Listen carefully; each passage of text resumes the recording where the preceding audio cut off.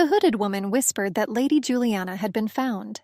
Another insisted that she was exactly the younger sister of His Highness the Archduke, who had long been missing in the forest. The third asked again in surprise, because she was sure that she had died.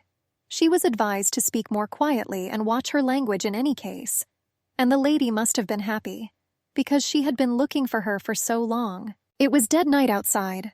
The full moon shyly hid behind the black clouds, only occasionally appearing in all its glory. The driver in dark and inconspicuous clothes called out to the horses, "Purr!" and the black carriage creaked to a stop. There were footsteps. A young guy came forward. He said, "Here you are," giving his hand. A blonde could be seen from the carriage window. The guy smiled and supported the person getting out of the carriage. He smiled at her joyfully. A blonde man, accompanied by several dozen girls in identical clothes, came out to greet the arriving person. He congratulated her on her return home. A young busty lady with blonde hair came out of the carriage cabin. Her face did not express any emotion. It was Lady Juliana. The red-haired man escorted the girl to the room. He opened the door to it. He said that this was the room that she used and that everything in it was left as it was. The girl looked around the room with a sinking heart, and the guy was already leaving. He said that he would hurry to inform Mother and let her settle down for now. The heroine's heart was jumping out of her chest with excitement. She wondered how much time had passed since then, and she admitted to herself that she wanted to breathe this air so badly. Through the window, she saw a tall, muscular guy. Someone shouted, "Bianut is out." Meanwhile, he was getting dressed. The blonde was surprised at the sight. She and the red-haired man watched as the clergyman sprinkled water on the tall, kneeling big man. It was Bianut Barenhag, her older brother and the owner of this castle. The girl was hanging out of the window looking out. She thought that even where she had been before, she had heard a lot about Archduke Barenhag. Meanwhile, the girls threw loose clothes over his shoulders. The heroine recalled that she had definitely heard this name somewhere before. The red-haired man said that the girl seemed glad to see her brother again. The blonde shuddered, and she answered that it was not so. The guy was surprised to hear this. He wound a lock of her hair around his finger and said that he wished she were the real Juliana. The red-haired one said that if she tried, her brother could become her strength. The girl squeezed the hem of her dress and clarified in what sense she needed to try. The guy laughingly replied that she should have tried to become a real younger sister. The blonde timidly asked how much His Highness needed a girl named Juliana. She answered bitterly that she was not Juliana, whom he was looking for. She was just running errands in a brothel. The girl bowed, nodding her head. She insisted that she only wanted to return to where she was originally. The guy thought that she was too honest for someone who grew up in a public place. The girl sneezed. The redhead realized how low her origins were. He suggested with a smile that she should rest today. The guy left the room, finally wishing her peaceful dreams. The girl's heart beat faster. She squeezed the hem of her dress from excess emotion. The hem of the dress rustled. The girl collapsed staggeringly onto the edge of the bed. She thought that the journey here took a long time and she was very tired. A little later, dressed and with shoes on, she rolled onto the bed. She couldn't remember the last time she slept in a bed like this. Birds flew and chirped in the morning sky. The door to the girl's room creaked. She shuddered sleepily in surprise. Opening her sleepy eyes, she remembered that yesterday he was going to war. A man in a blue cloak was accompanied by warriors with weapons. And then she remembered where she heard the name Bianut Barenhag. A woman was sitting at a table in the garden and writing. A girl ran up to her. Her eyes were sad. She said something to the woman about this letter. But the mother laughed at the child's worries. She assured the little girl that she had nothing to worry about. The girl pouted. There was something written on the paper that she didn't understand, and there was a stamp on it. The woman took the girl in her arms. She announced that she would tell her what love is. She assured that this was a raw feeling, as if fire were spreading in the chest just from the opportunity to feel a loved one. She said that she would like the girl to experience it too. The baby made surprised round eyes. The mother said that this is why the father canceled her engagement. The girl said that she was afraid that the fire might hurt her. The woman hugged her daughter, pressing her cheek, and said that her Krisha was so gentle. It was the only happy time in her life. At this time, she was the princess of Crandia. Krisha Benedict, second princess of the kingdom of the Crandia family. This is her other name. The Benedict family, under which peace and tranquility reigned in the kingdom, was destroyed by an unexpected uprising. Then, as a 9-year-old girl, she fortunately managed to survive in that hell. However, under the new name Maria, she had to continue living in another hell. The girl looked out the ajar door. In winter, she carried water from an old well. The rusty mechanisms creaked as the girl filled buckets with water. Her hands were freezing and buckets would sometimes escape from her frozen fingers. But even when she wanted to give up everything and give up, there was a reason that kept her in this world. Our heroine once overheard a conversation by accident. From the general noise and hubbub, she heard something important. They said that some aristocrat was looking for a princess here. Another of the interlocutors was surprised. He believed that if there was a princess in this dirty hole, he would be the first to sell her. The lady who served those men asked if she should pretend to be a princess. The man cursed angrily, ordering her to shut up and smash the glass to pieces. The girl could not understand who was looking for her. The man asked what the name of that hopeless dreamer was. His comrade answered him by clearing his throat that it seemed he had been seen at Manhwa-Hub Cathedral. Then he really had a hard time remembering the name Johannes.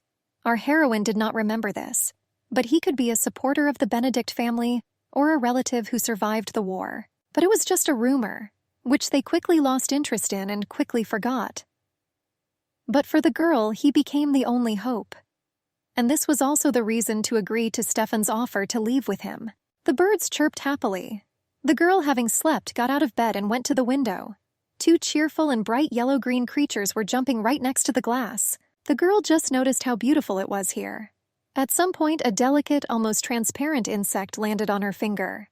She considered that this was a small gift from God for her experience of hell, and let her stay here for a while, but I wanted to feel it fully. There was a knock on her door. A girl came in wearing a dark dress and a snow-white apron. She wished the lady good morning. The red-haired girl introduced herself by the name Balin, and she said that from now on she would serve her. She bowed and assured that they would take good care of her. Soon there was a teapot and a cup on the table for the lady. The porcelain dishes clinked gently. The maid began to undress the girl, untying her dress and lowering it down. Our heroine was very embarrassed. Valen began to lower her underwear from the girl's shoulder, but she shuddered and asked in a whisper not to do this, assuring that she could do the rest herself, which puzzled and upset the maid a little. After sitting on the edge of the bed for a while, Balin realized that she should have brought new dresses for her mistress. The only blonde left was giggling heartily. Then the girl, while waiting, decided to take a walk to stretch her back and neck.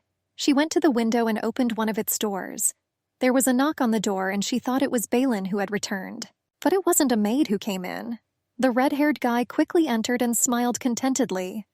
He greeted Juliana. He sat by the window and said that the weather was wonderful today. I asked how she slept. He complimented her that she was even more beautiful in the light. The girl was a little shy and timid, and he continued that such a woman would be highly valued everywhere. And I considered this a sign that everything would work out for her. The guy said that Grandma woke up and wanted to meet her. The girl felt hot and flushed. Paula Barenhag. If the girl's memory did not deceive her, then while still a princess, she heard about a weak-looking lady who was indifferent to power. However, instead of her husband, who died early on the battlefield, she managed to protect her family with her sharp mind. And now the blonde doubted that she could deceive her with such a cheap trick. But she also understood that if she didn't succeed, this man would not leave her so easily. And now she didn't even know what to do. The maid was carrying 2 suitcases and a chest. She shouted to Miss Juliana that she had brought her dresses. Having put down the heavy burden, Balin bowed to greet Mr. Stefan. She quickly walked up to the chest and, opening it, said that yellow would suit Juliana, lifting her finger on the edge of one of the dresses. The maid apologized for keeping Mr. Stefan waiting for a long time. She reported that she had already finished decorating Miss Juliana. A blonde woman in a chic yellow dress came out from behind the screen. No, she swam out like a swan. She wore pearl beads around her neck and her hair was decorated with yellow decorative flowers. The guy complained that they were making his grandmother wait. He urged me to go to her quickly. They walked down a long corridor. Their steps echoed loudly under the high arch. Stefan confidently opened one of the rooms. The door creaked quietly. A girl came in after him. The guy knocked on another door. He told his grandmother that he had brought Juliana and she was already here.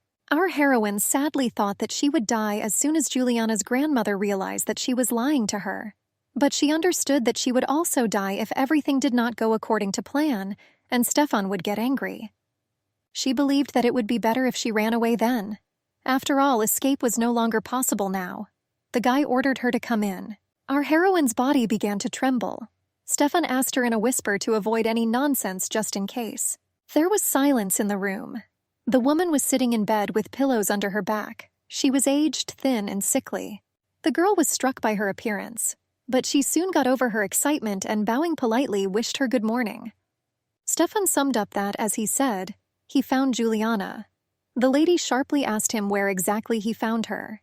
He answered that in one miserable hut of the Duchy of Estur, near the forest of Manhwa-Hub, where she disappeared.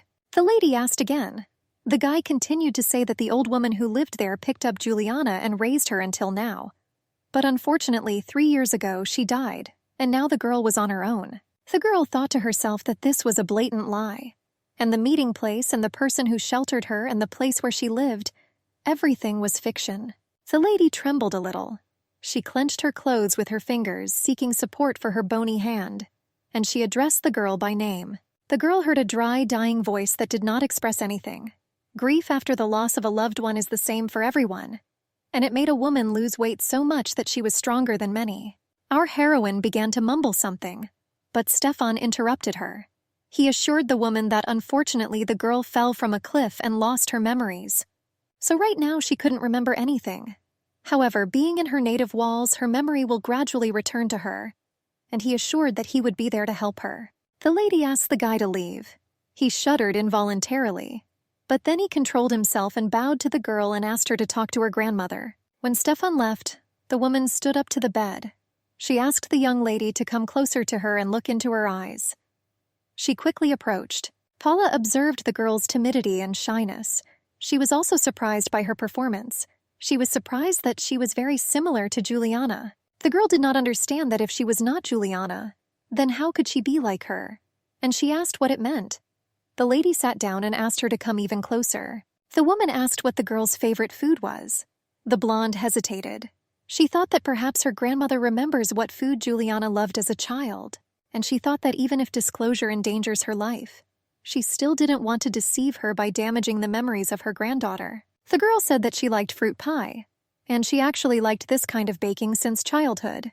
She decided that she no longer wanted to lie to this woman. Paula asked if the girl had any scars that she could remember. The girl denied this. The lady chuckled contentedly. She admitted that so much time had passed that she herself did not remember whether there were any scars. It even embarrassed her. The real Juliana has gone missing. And if this was so, then why did this person appear here? She got up from the table, rattling the dishes. The blonde couldn't find anything to say. Paula voiced that she doubted that the girl was her granddaughter. However, I thought that it would be nice to watch her, since it was God's will, and she advised the girl to gain strength. For a whole week, our heroine lived as if locked up, because she needed to rest to restore her overall health and heal her skin. A doctor came to see her. After examination, he said that it was infectious dermatitis, and he advised spending more time in the fresh air so that it would go away faster. The maid thanked heaven, and she asked if the lady would go for a walk today. The girl submitted to necessity. Soon our heroine was walking in the garden under the open day sun as the doctor advised her. She was invariably accompanied by a maid. At some point, Belen told the lady that they were already there. They were on the shore of Lake Barenhag. The water surface sparkled, and it even seemed like you could see a rainbow. The girl walked down the steps to the shore. She told herself that if heaven existed, it would be here. A black butterfly fluttered not far from her. Only a butterfly with a bright color can protect itself by masquerading as flowers and trees, and the black color was very noticeable. The girl extended her finger and the insect landed on it. She thought that this creature looked like her, and she wished that butterfly to live longer. She advised me not to get caught and get eaten. But then the blonde heard a strange sound and shuddered. The insect immediately flew away. She asked the maid what it was. She replied that perhaps the gates of the estate had been opened. The blonde lost her balance and fell into the water. The girl sank deeper and deeper into the water. The dress became wet and pulled her to the bottom, releasing air bubbles from its countless folds. Our heroine could not reach the bottom with her feet. She was cold and short of air. She already thought that this would really be the end for her. The maid on the shore, moving away from her stupor, began to scream loudly, calling for someone to come to her aid. A man on a horse was rushing from the gate. He managed to see bubbles in the water where the girl dived, and he immediately dived in. There was a splash. Soon a completely wet girl was sitting on the shore. From fighting for her life underwater, her strength left her. A kneeling man sat next to her. The maid fussed around the mistress, asking if she was okay. The girl coughed up water, nodding positively in response. Having caught her breath, she thanked the man for saving her. She was trembling all over from cold and fear. He answered, smiling, that words of gratitude were not worth it. I thought that the main thing was that the girl was safe. He saw the silent question in the blonde's eyes and apologized for delaying the presentation. He put his hand on his chest and said that he was the first commander of St. Johannes's detachment, and his name was Quentin. The blonde took advantage of the maid's help, and a man rode up to them on a horse in armor and with traces of blood on his face and clothes. The girl smelled blood from a distance. The knight who saved her straightened up to his full height at the sight of the general. The maid timidly hid behind her mistress. The girl asked forgiveness for the inconvenience caused and asked permission to take her leave. The man asked the name. The girl shuddered all over. He repeated his question. She answered Juliana. The knight glanced sideways at her. He was surprised by the appearance of his younger sister, who had disappeared in childhood. Even on the battlefield, rumors of her return spread. The man pulled the glove off his hand with his teeth. He grabbed the blonde's face and looked into her eyes. She involuntarily hiccuped in fear. The man had black eyelashes and large almond-shaped eyes. His gaze was tired and piercing. According to Stefan, the girl should have known about her brother in advance. Bjarne Barenhag had enormous power and impeccable authority. However, he served God and was faithful to the temple, and therefore kept the beauties at a distance. And that man also killed in the name of God and smelled of blood. And even if half of his face was covered in blood, he was handsome. He addressed the girl by name. She recoiled, but she admitted to herself that she couldn't take her eyes off him. That same black butterfly flew in and began to circle and flutter around the head of the bloody man. Our heroine clutched the hem of her dress. She couldn't understand why her heart ached and fluttered so much. The man in the blue cloak ordered to return, and he himself was the first to climb on his horse and set off at a gallop. The girl herself did not understand how for a moment she succumbed to vain expectations. With such a cruel and strong person, she could gain strength that would help her take revenge on the Terralucci family, who deprived her of everything. And she felt unwell again.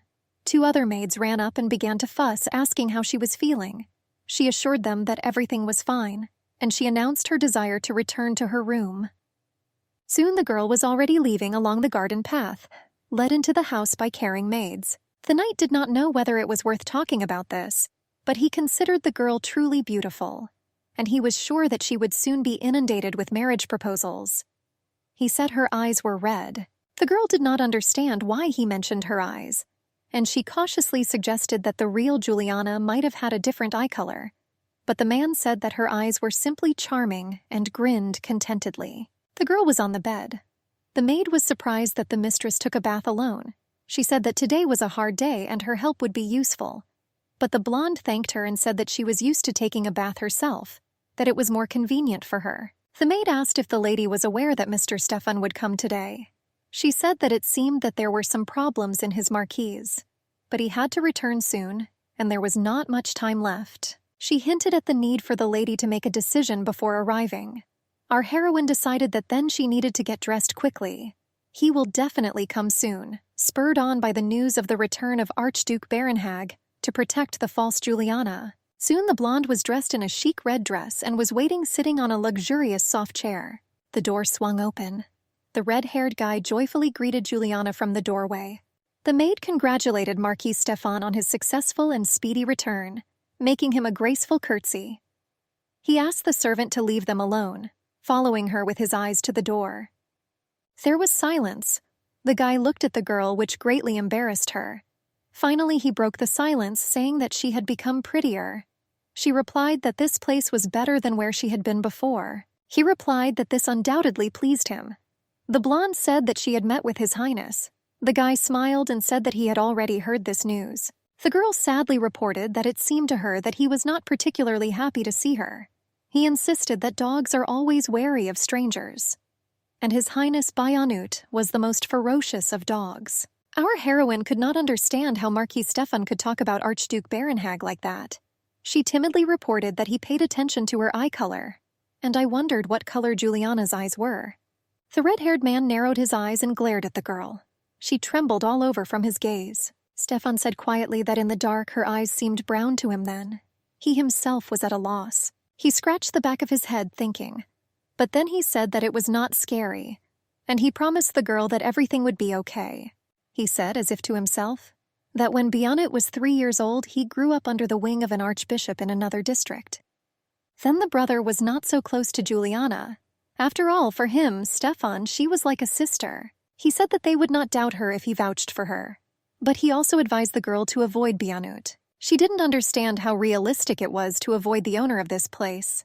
After all, the Archduke in his own lands was none other than the king. The girl lowered her eyes to the floor and said that no matter how much she wanted, she could not avoid His Highness. Stefan said with folded hands that she couldn't avoid him either.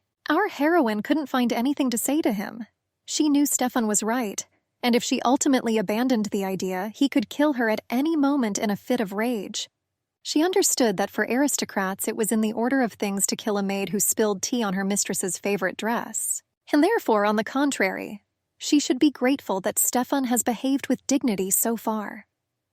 The guy opened the medallion, looking at it carefully. The guy said that he had already introduced her to her mother and there was no turning back for them.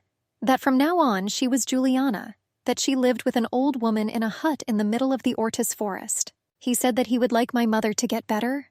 After all, for him this was above all. The guy said that after Juliana disappeared, she did not leave her chambers and often skipped meals. And since she was already at an advanced age, her death was only a matter of time. However, according to him, with the appearance of the girl, she began to eat and drink little by little. And he announced what they would do with her. He asked her to prove that she was the real Juliana, and then they would find her a suitable match and marry her off successfully. Our heroine closed her eyes and thought. Whatever it was, deceiving others was not always a bad thing, but she understood that if the truth were revealed, it would only get worse. The girl told Stefan that she was not sure about this idea of theirs. He clarified that she said something about the Barenhag sanctuary, and he promised that if she behaved properly, he would take her there. The blonde screamed furiously that then he should take her there first. The redhead found her outburst of emotions funny. There was a knock on their door. Both flinched at the sound. The girl wondered. The door opened and the maid Beline appeared in the doorway. She apologized for interrupting them, and she informed the miss that the lady wanted to see her. Stefan told the girl to go quickly. As parting words, he told her, pushing her, that if she played her role poorly, everything would end for her and for him.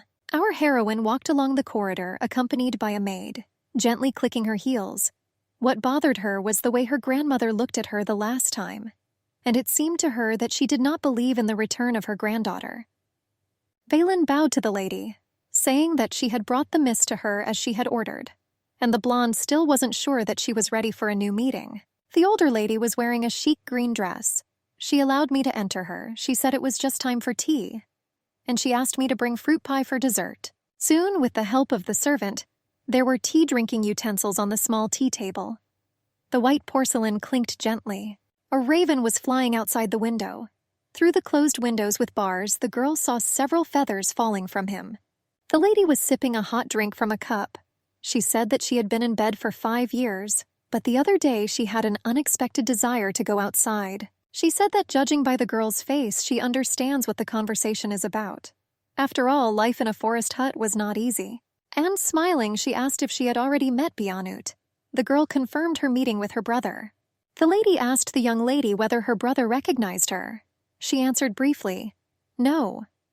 And she thought that he didn't really recognize her, but seemed to suspect something because of her eye color. The girl said that due to the lack of memories, she also did not greet him properly. Paula shook her head, sighing. She said that a small banquet would be held this evening in honor of the return of His Highness the Archduke unharmed. She said that, of course, relatives of their family were invited. With a smile, she said that the Duke of Arthur and his wife, the Marquis of Vaillant, and his wife and other guests would be there. The lady assured that Juliana should also congratulate her brother on his return. The blonde answered sadly, yes, Grandma. In the evening, already dark, the carriages of noble relatives drove up to the palace. Our heroine was sitting already dressed in an elegant dress in yellow tones. Belin powdered and blushed the girl. She assured the lady that she was very beautiful, and the guests today would be simply enchanted by her. The maid was holding a box of cosmetics in her hand. Her hands were shaking. She admired the girl's skin. It was so smooth and shiny. The girl turned to Balin. She shuddered, and stuttering, she asked the lady to look at herself in the mirror. Our heroine looked at her reflection. She blushed all over, and she told the maid that she had simply golden hands. The maid could not understand why the girl's hands began to tremble. Balin assured the girl that she was simply charming, that she has such light hair and skin, even from a distance her face will shine with beauty. The maid said that until now only His Highness was shining. The girl was surprised. There was a knock on the door. The blonde allowed me to enter. The woman came in and wished Miss Juliana good evening. Both girls were surprised. The woman who came in, smiling, said that this was their first meeting. She introduced herself by the name of Laurel, insisting that she was the head maid. She complimented him, assuring that Miss is even more beautiful than people say about her. The blonde was embarrassed by the praise. Laurel, continuing to smile, assured that the mistress would certainly be pleased. She said that the banquet would begin soon, and she came to accompany her.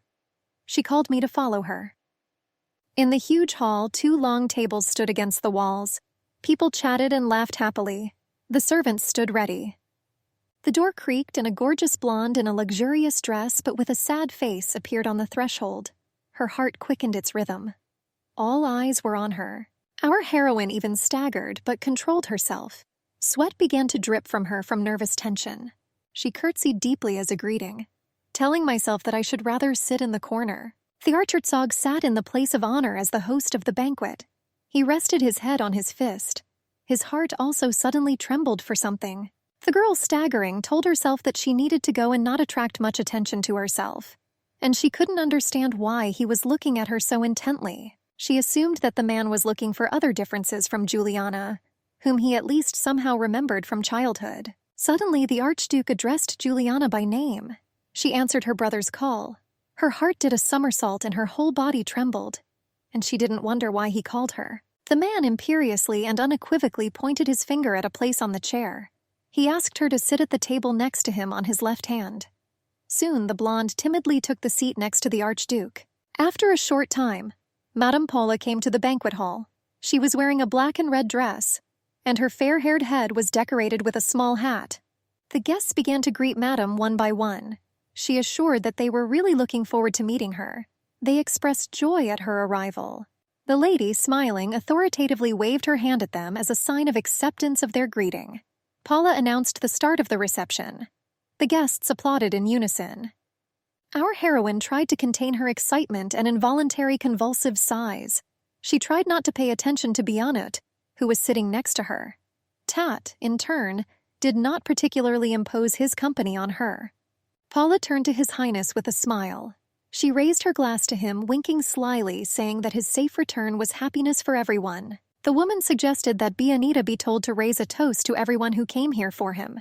He agreed and stood up heavily, rattling his chair. The Archduke said that he was glad to see everyone today, and he expressed the hope of seeing everyone in good health again at the next banquet. The men drank to the dregs, and the ladies laughed and clapped in support of the toast. He thanked them for coming and announced that it was time to distribute gifts.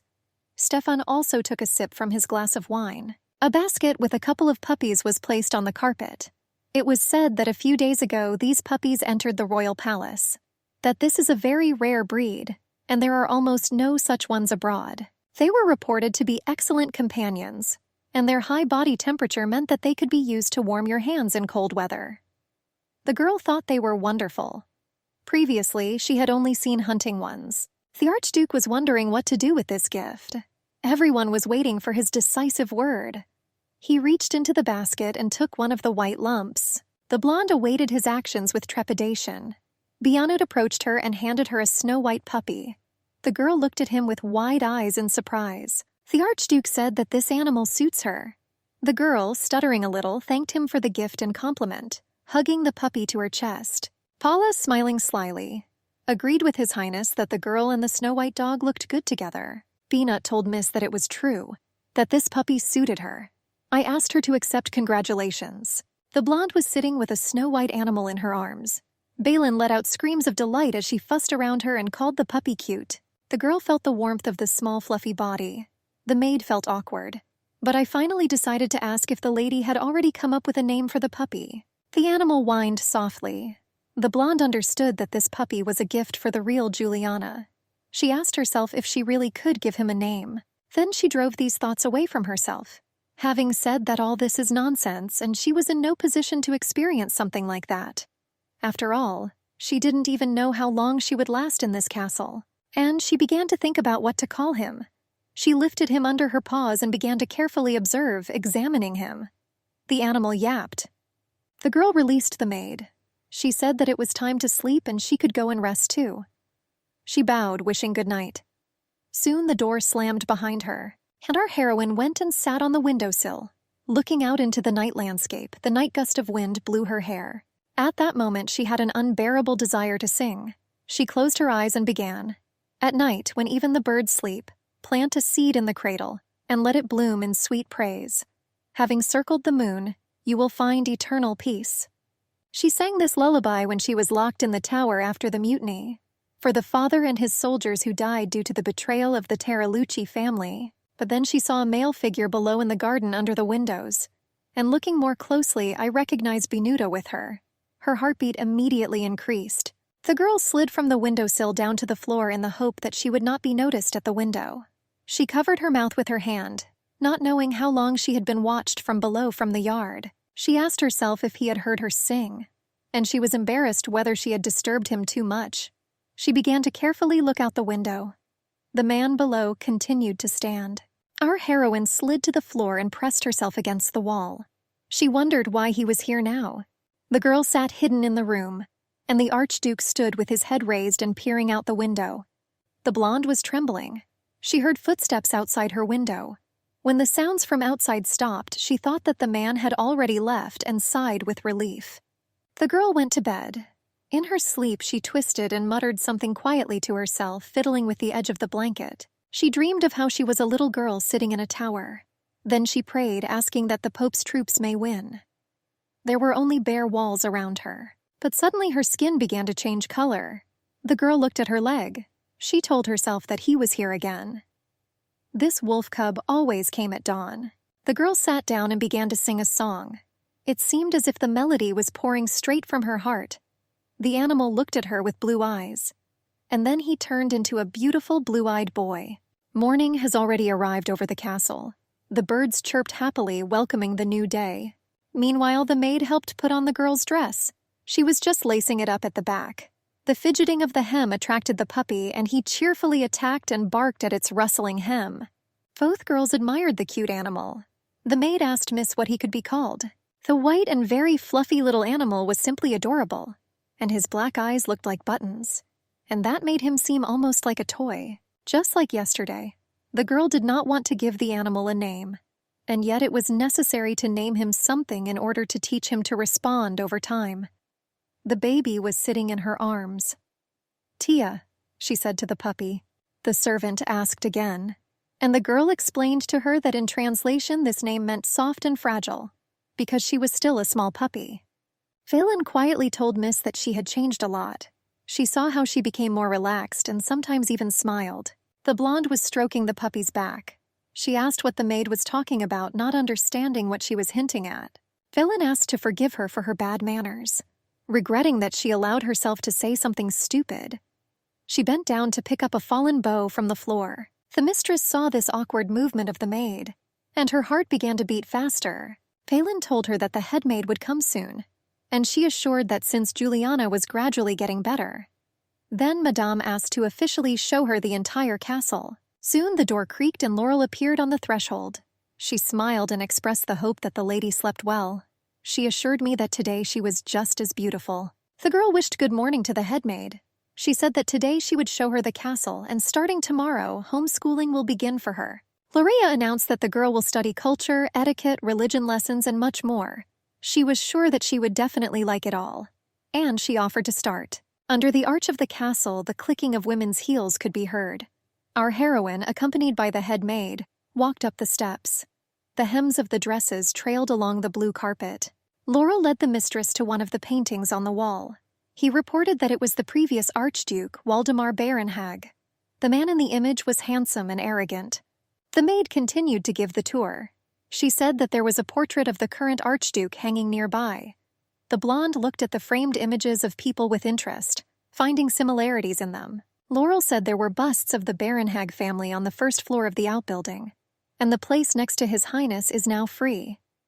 But soon it will be occupied by a statue of Juliana herself. The maid reported that the second floor was used by His Highness, and the far room itself, right along the corridor, was his personal chambers, and right next to them was a warehouse. She reported that His Highness had a collection. The blonde thought that for some reason, looking at this man, it seemed to her that he could only collect the heads of animals or even people. But then she suddenly suggested that the Archduke might well have statues of saints there. Laurel reported that His Highness personally takes care of his collection because no one is allowed to enter the warehouse. Even she herself had never been there. The blonde was very surprised. But what the maid said, laughing, was that it was not easy for simple people like her to even see His Highness. In 20 years of work, she had never heard his voice. The senior governess said that His Highness was interested in painting, and she once saw how His Highness's servants mixed paints and made brushes. Our heroine thought. She thought to herself that the Archduke painted pictures with such a large body. I didn't think it was suitable at all. Laurel told Miss she did a good job today. She asked if she liked the tour of the castle. When the girl opened the door with a creak, they saw Mr. Stefan sitting on the sofa. He had a puppy in his arms. He played nicely with him. Our heroine shuddered all over. The guy called the puppy cute and asked if the girl had already come up with a name for him. Laurel bowed and asked permission to leave. The guy nodded silently in response. Soon she walked away, her heels clicking. The blonde replied that she named the puppy Tia. Stefan rubbed his nose against the dog's nose and said to her in a small voice, "Hi, Tia." He told Tia that something terrible had happened, that Bionut suspected his little sister and sent people to check. The guy gently scratched the puppy's head and sat in a relaxed position. Stefan said that they were looking for the coachman who helped him that day, and the woman who came up with her name was found murdered. He asked what she thought about this. The girl reeled from such news, and from the composure of Stefan with which he spoke as if about an ordinary event. She held on to the curtain, trembling, and she asked if he was telling her the truth. The guy stood up and approached the girl. He put his hand on her shoulder. Looking into her eyes, he said that she was beautiful, and he assured that any man would think so. But he believed that this, however, was not enough to charm Bionut. The girl said that she remembered his verdict that she did not have such abilities. The guy said that he could only be attracted to a saint from the Holy Scriptures, and he believed that if he doubted it, it was only a matter of time before it was discovered. The blonde swallowed nervously, and Stefan showed her the throat-cutting gesture. The girl knelt down and breathed quickly. He said that rather than catch her like that, she asked him to better return her to where she was before. But the guy assured her that even if he let her go, he would have to find and kill her. He assumed that perhaps he would tear her apart alive and throw her to the beasts. At these words, the guy was absolutely calm and even smiled. The girl was surprised how it was possible to say such terrible words, draw such terrible pictures, and at the same time smile serenely. She realized that he was confident in himself. After all, in case of failure, all the charges will fall on the fake Juliana, and he will be innocent of what happened. Stefan said that there was good news, however. At these words, hope lit up in the girl's eyes. The guy reported that the coachman who brought her here from the brothel had gone on a voyage far, far across the sea, and he reminded her of what he had said before, that she could only play her role well and pray for her grandmother's health. The guy turned his back and walked busily around the room. He said that Mrs. Paula's health was important to Bionut. He said that politics and war were the lot of men. However, this house was important and needed a wise mistress. After all, no one wanted such a capable woman to end her life like this. She saw right through the struggle of wives to maintain the power of the clan, and there was a sound grain in this. The girl muttered and asked Stefan what he suggested she do. After a significant pause, he turned around and walked straight towards her. He squeezed her, took her chin, and looked into her eyes for a long time. He asked if she was ready to try. The blonde just silently turned away from him. He said that it was not necessary to answer. Stefan turned his back to her and was now looking out the window. He said that if she found it strange and decided to run away, then she would probably lose her head. She also reminded that this could also affect the prostitutes with whom she lived. Sunset was approaching, painting the sky in warm colors. The silhouettes of the trees began to turn black. Crows flew outside the window, emitting a characteristic caw, and our heroine was sitting on the floor, resting her head on the edge of the bed. She cried and told herself that she couldn't do this anymore. Tears rolled uncontrollably down her cheeks in large drops, and she sobbed convulsively. Later, the girl sat on the edge of the bed. Nearby on the blanket, the puppy Tia was fast asleep with his paws outstretched. The awkward movements woke the animal, and it immediately jumped up and began barking and whining. The blonde took the puppy in her arms and began to caress him. She asked if she wanted to go for a little walk in the garden, and he counted another tiaf for yes. She was soon running, hurrying along the castle corridor, clutching the animal tightly to her chest. She wondered why the Archduke had suddenly decided to give her Tia. It didn't seem like a sudden whim, because he wasn't one of those who gave in to whims so easily. Having already gone out into the street, the girl went down the steps with the puppy in her arms into the garden. She reflected on what kind of person the Archduke was. The animal deftly jumped from the mistress's arms to the ground and barked cheerfully. The girl shuddered and rushed after the puppy, but she loudly called his name. But his fluffy tail quickly disappeared into the nearby bushes, rustling the leaves. The girl gave the command, "Come to me," but Tia did not appear before our eyes.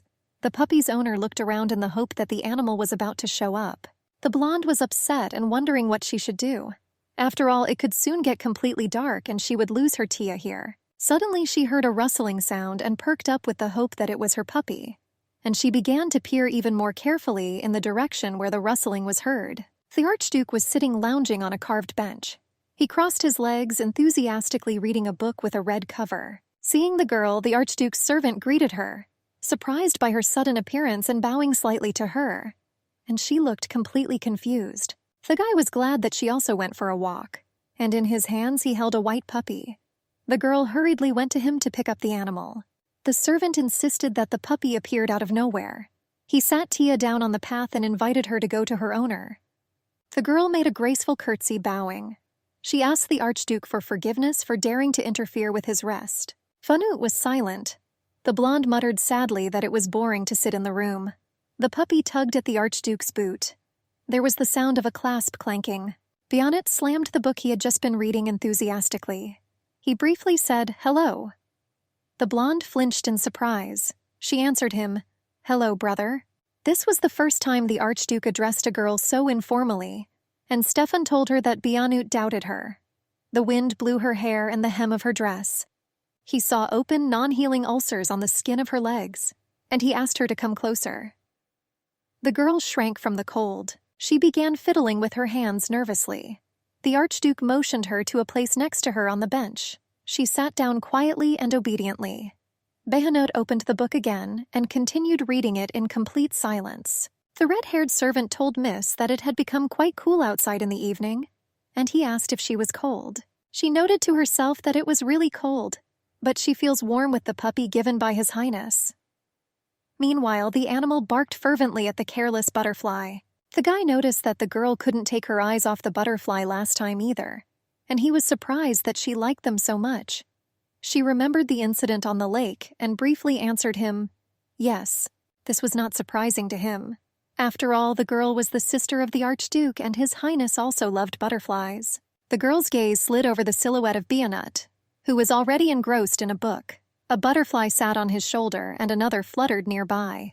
Then she thought to herself that since the Archduke liked such small creatures as butterflies, then perhaps he was more human than she initially assumed. And he suddenly grabbed her by the face. The girl assumed with horror that he wanted to check her eye color in this way.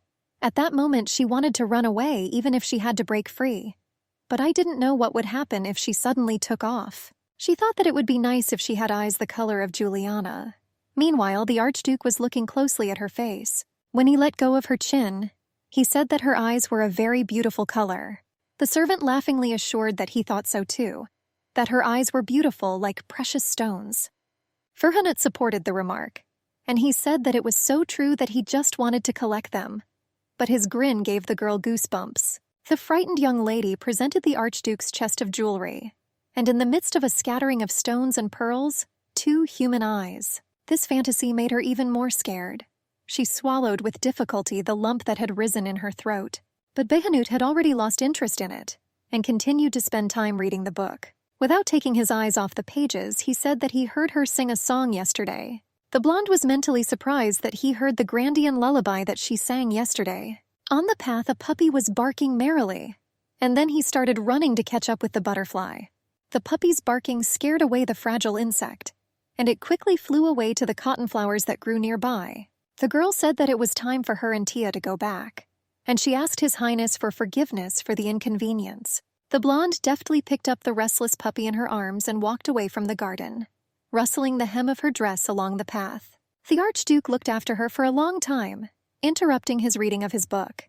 He slammed the book shut, and he voiced that, in his opinion, Tia was a rather strange name for a puppy. The girl entered the room and laid the tired beast on the bed.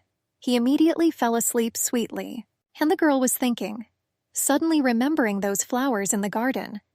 She recalled to herself that when she was still a princess, she definitely saw them during her trip to the southern lands. They looked a lot like cotton flowers. As a girl, she was walking on a sunny day under an umbrella. But when she reached out her hand to touch the fluffy flower with her finger, her mother immediately grabbed her in her arms and hugged her tightly. The umbrella was torn from my hands by the wind and carried away. The woman gently but sternly told her daughter that these flowers could not be touched, that they are very dangerous and poisonous. The girl staggered along the path to the den with a heavy bucket, alternately shifting it into one hand and then into the other. At some point, she heard crying. 3 women sat in a group and sniffled. One of them asked about Sister Adrian. Another said that if only she had that white cotton-like flower that bloomed at the entrance. If she had boiled it for a long time with wolfsbane root and rum, she would have gotten poison. She knew that that poison brought painful death. It corroded internal organs, and those who took it died, choking on their own blood. And if she had this poison, she could escape from here. Laurel walked along the corridor of the castle, humming a melody cheerfully and quite melodiously. She opened the door, smiling and creaking, cheerfully wishing the lady good morning. The girl sat without a mood. In response, he habitually wished good morning to the maid. She looked quite pale and sickly. The maid realized that Miss looked so bad. She was worried that she might be unwell, but the girl said that everything was fine. And she explained that today she just didn't get enough sleep. All night she was tormented by a nightmare in which she was pursued by some black silhouette. She thought that she had dreamed something like this before, when she was locked in the tower and in the den. Laurel was checking to see if the lady was okay.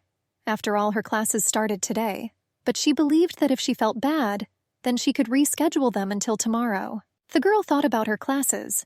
She doubted whether they had any meaning. It was more for Grandma and Stefan, and it was only a matter of time before they discovered where it came from. The blonde assured that everything was fine with her and she could study. The maid was happy about this.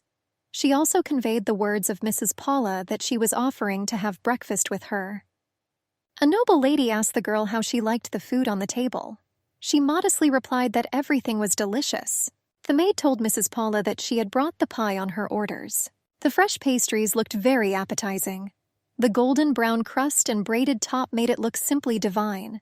The girl swallowed her saliva at the sight of him. The woman said that the girl had not forgotten etiquette, and looking at this pie, she remembered that she liked it so much as a child that after that she only ate it for dessert. She said that the day she left her.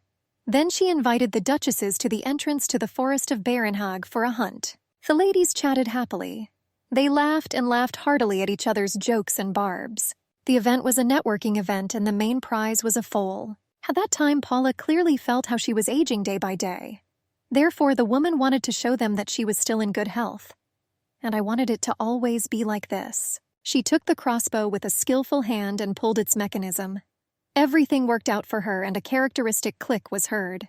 Then she was provoked by thoughts of winning over young girls, and Paula, riding a noble horse, rushed off into the forest. She was worried that her granddaughter might follow her, so she left the girl with nannies. When the Duchess returned with the carcasses of 2 deer, the child was no longer there. The nannies ran and called Juliana, but they could not find her anywhere. Then Paula realized the seriousness of her mistake. The nannies, and then everyone else who could, looked for the missing child in the forest. But the mistake Paula made turned out to be irreparable. She blamed herself for putting personal goals above safety. The Duchess told the girl that she had heard that her classes were starting today. She asked her to try hard, and if she needs anything, don't hesitate to ask her. The girl promised her grandmother to do everything just like that.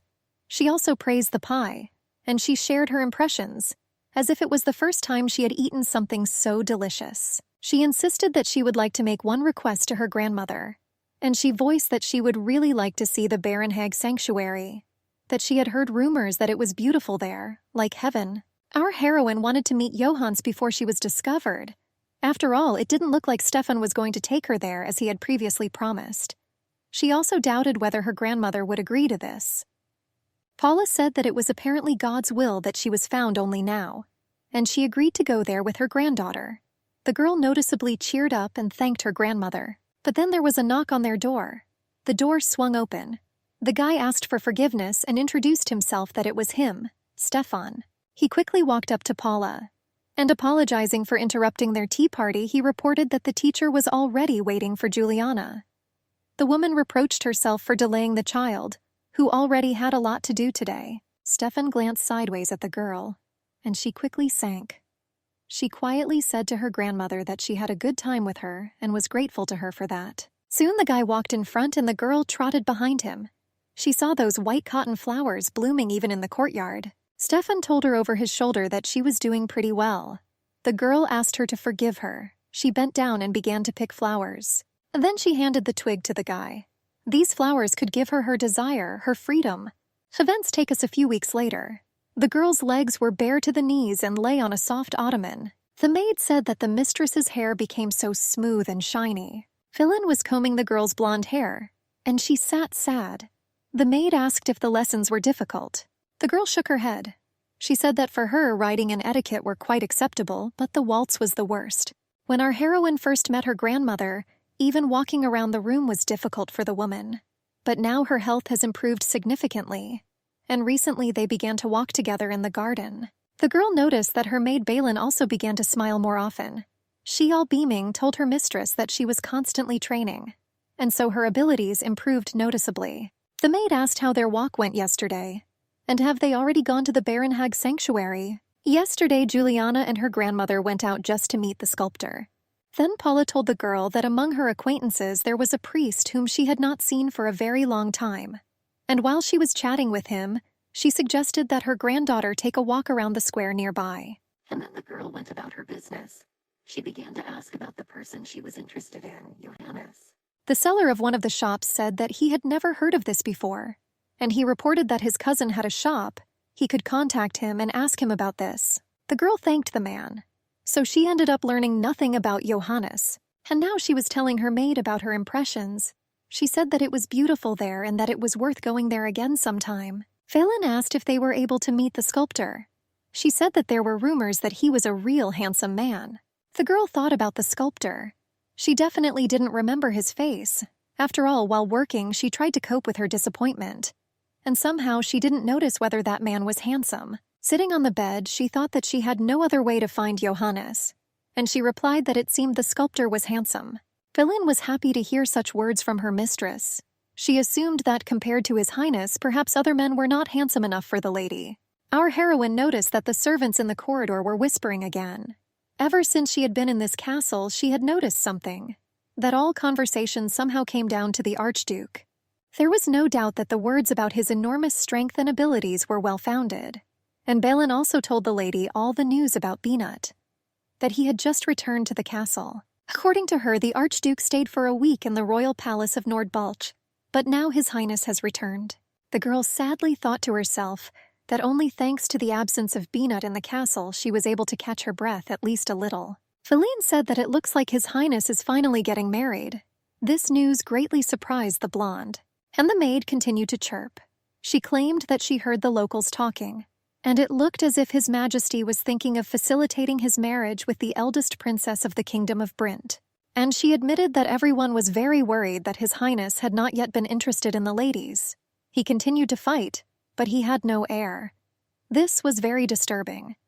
Our heroine thought that aristocrats, like the Archduke or members of the royal family, had enormous responsibilities commensurate with their wealth and power. And one of the few responsibilities was the birth of healthy heirs and continuation of the family. The blonde asked the maid if there was any special reason. He became embarrassed. Feline said that he was very homesick for his fiancée, who disappeared when she was a child. Juliana was surprised that he still remained affectionate. The maid said that she had heard that Princess Brint had crossed the sea and was now studying in an eastern country. It was quite possible that in a month she would finish, and upon her return the wedding would take place. She said that there were rumors about her incredible beauty, that she was able to amaze any man, and she is sure that no matter how beautiful the princess is, the marriage will take place when her heart flutters. The girl thought that if Behanut was going to get married, then a lot of things needed to be prepared, and it was possible that doubts about her identity would recede into the background or disappear altogether. Puppy Tia ran as fast as she could, yelping loudly. Juliana went down the steps. Today she had a drawing lesson. The girl met the teacher and they greeted each other politely and courteously. The man bowed and the girl gave him a graceful curtsy in response. The puppy is already tired. He stretched out his paws and slept snoring right on the floor. The teacher instructed the girl to add some light and shadow. When the girl followed his recommendations, he praised her. He assured her that she was doing well. The girl said that the picture was almost ready, but the still life was not depicted. Apples, grapes, and flowers. Juliana was pleased with herself. She decided that when she finished, she would give it to her grandmother because she knew that she loved apples. The teacher smiled and told Miss Juliana that she had done a good job today. She was pleased to hear praise addressed to her. Our heroine was still finalizing her project. She worked on the background and shadows, and she thought that she had learned something else lately. All the servants and maids of this mansion walked silently, but she clearly heard the sound of footsteps as Stefan approached. And now she also heard footsteps. The door swung open. The Archduke entered and came closer. The teacher, taking off his headdress, greeted His Highness in confusion. He said that it was a great honor for him to meet him. The man reported that he was teaching Miss Juliana to draw. Beanut approached the girl from behind and hovered over her, looking over her shoulder. The girl squeezed the hem of her dress with her hand, coping with her emotions. Then, standing up, she turned to her brother, bowing to him in a graceful curtsy. Having greeted His Majesty, the girl asked him how the trip went. The guy was gloomy.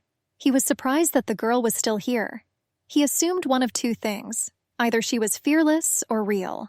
The Archduke touched Juliana's blonde hair. The girl asked for forgiveness that even after hearing the news of his return, she could not greet him. Beanut carefully examined the freshly drawn picture of the girl. The teacher said that the lady was very similar to Madame, known in secular circles as an artist. Therefore, she had an amazing sense of aesthetics. He assumed that with practice she would succeed. Behanut said in the girl's ear that the artist meant that she looked like his mother, and now he wanted to believe it. His Highness the Archduke ordered her to paint. The teacher intervened in the conversation between the brother and sister. He assured that the girl did not yet have enough abilities to draw portraits. Behanut firmly said that only he would decide here, and our heroine did not know what to do, and she was going to say that she would practice more and give her a properly drawn portrait. The guy lay down on the sofa. Place your hands comfortably under your head. And then the girl realized that he was unlikely to agree to her proposal. Juliana asked His Highness for forgiveness. She insisted that she was not yet very good with a brush. Therefore, she asked to give her some time. But he only briefly ordered draw. And then the girl realized that she had to choose one of two. Either she will at least try to draw, or she will refuse and then her head will fly off her shoulders. She asked the teacher to inform her uncle about the situation. He left to carry out Juliana's orders. Meanwhile, our heroine took a still life from the easel and exchanged it for a fresh canvas. She told herself to calm down. After all, she learned to draw from the age of 6. Even though she never made a full-fledged portrait, she considered people's eyes beautiful and decorated many canvases with them. Soon the pencil touched the canvas and the magic of drawing began. The Archduke was still lying on the sofa. The girl thought that his eyes were like an ocean where no man had ever set foot. However, that was all. She did not feel the same feelings as warmth, anger, or sadness that the person probably possessed. The girl thought about what kind of Archduke he really was. The one whose body was covered in blood, or the man who talked about his love for butterflies. Fahrenot lay with his face turned to the side. The girl apologized and said that she couldn't see his eyes. She insisted that in her opinion, this was the most important part of the face. The guy asked why she thought so. The girl hesitated a little. She suddenly remembered how her brother ran away from death and what his eyes looked like when he was mortally wounded. Then she hid under the sofa and could not hold back her tears. She covered her mouth with her hands so as not to give away her location by screaming. After that incident, she believed that a person's eyes were the mirror of his soul. Our heroine realized that she had made a mistake. Behnut looked at her with his eyes as if he was ready to burn right through her. But she could do that too. Our heroine was a deposed princess, a former brothel worker. And now the girl brazenly took someone else's place because she really wanted to live. And nothing could save her shameful soul. There was a knock on the door. The voice introduced itself as Stefan and warned that he would come in now. Juliana was sitting at the easel. She looked over her shoulder at the guy. Behnut at this time moved his body to a sitting position. Stefan smiled at His Highness, and the Archduke, getting up, asked his uncle why he had come here. The red-haired man said that he accidentally met Juliana's art teacher, and he told him that his brother asked her to draw his portrait. He continued his sweet speech. He assured that he did not want to interfere with the good time of his brother and sister. Stefan carefully examined the girl's pencil work on canvas.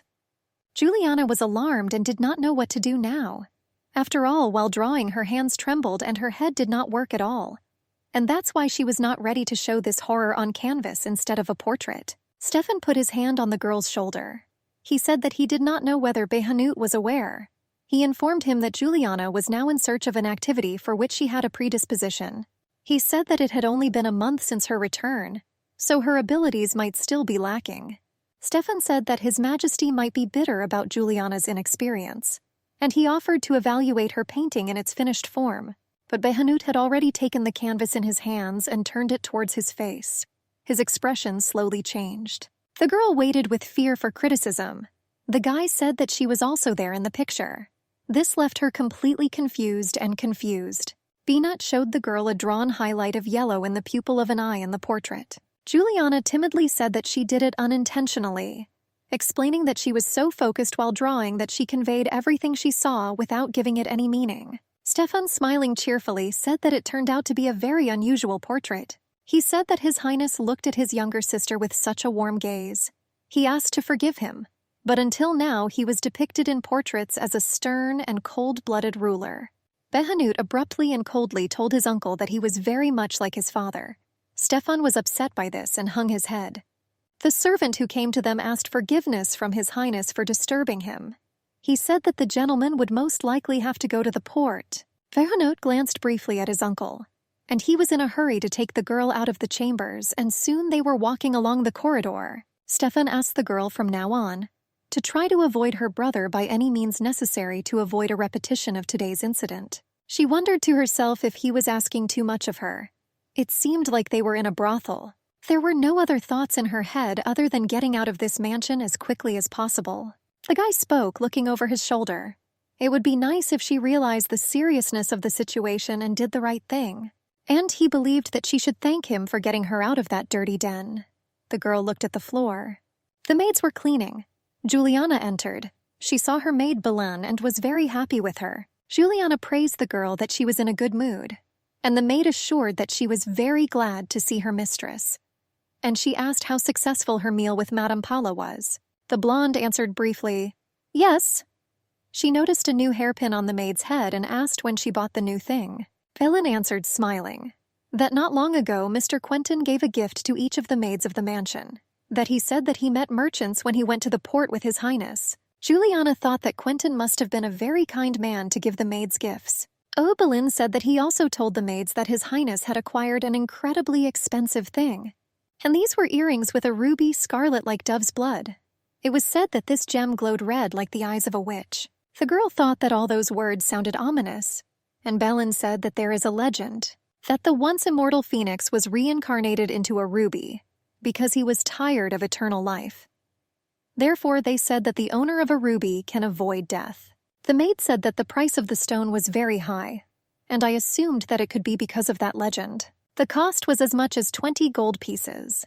Belen suggested that it could be a gift for the Princess of Britain, and our heroine thought to herself that for 20 gold pieces she could buy a small mansion. The maid also suggested that perhaps the stone was purchased for His Highness's personal collection. Juliana asked the maid if there was a way to leave the residence without a pass. She answered that she certainly didn't know, but it seemed to her that such a thing was impossible. The girl was led by the arms. It was said that Behanut found out that he was a fake. Therefore, she was no longer of any use. Stefan said he would return her to where she originally was. The girl asked to stop, but then she woke up in her bed, and she nervously clutched the blanket with her hands.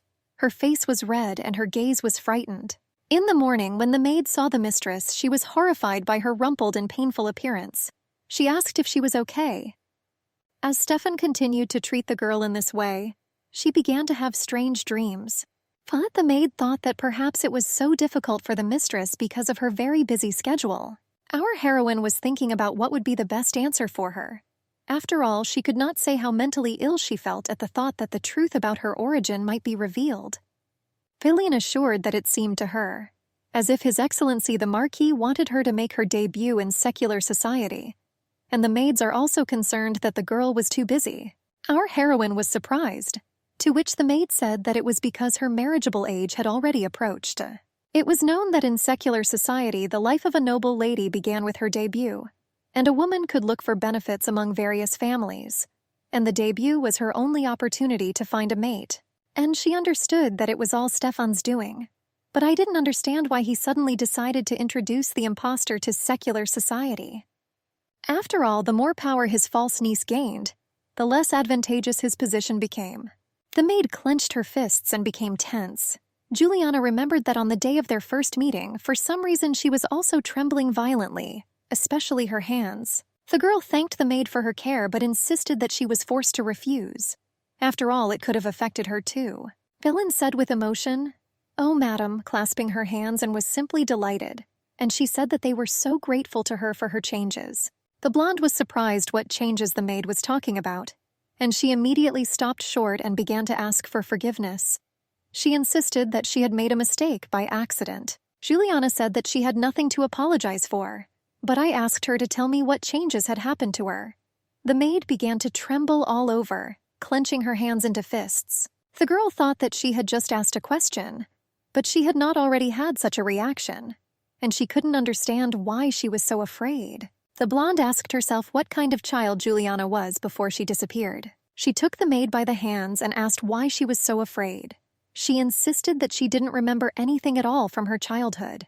That's why I asked her, assuming that she did something bad as a child. There were tears in Belin's eyes.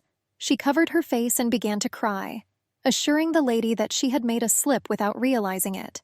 She begged to forgive her.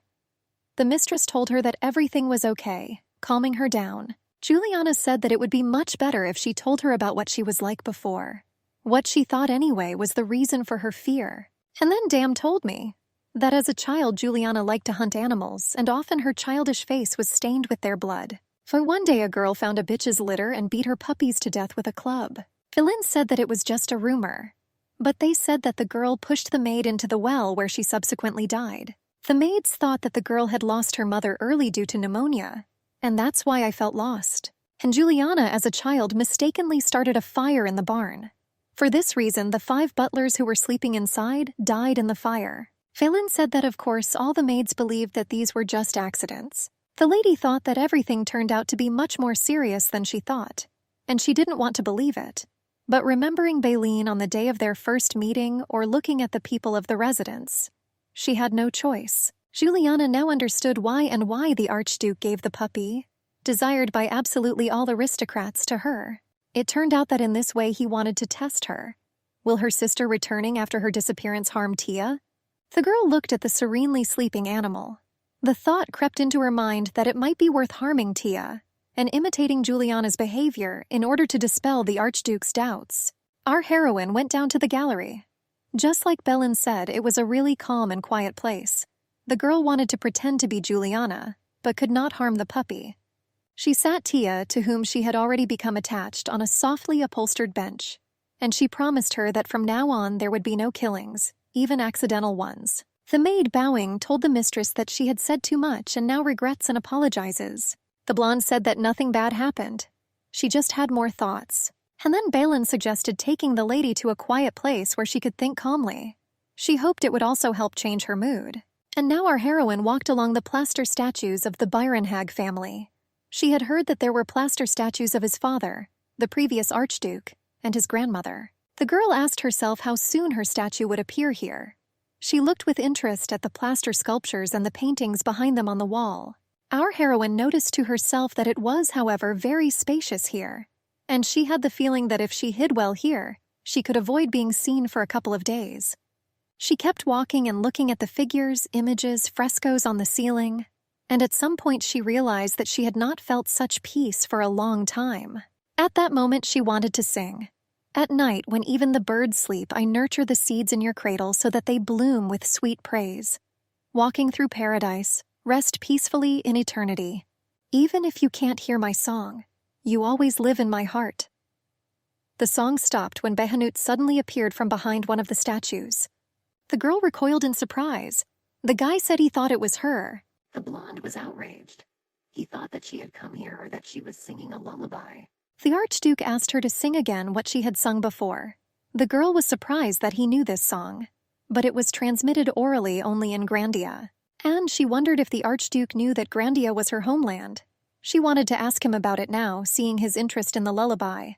The girl felt as if she was sharing a memory of her childhood with the guy, but she still found the strength to overcome her momentary weakness.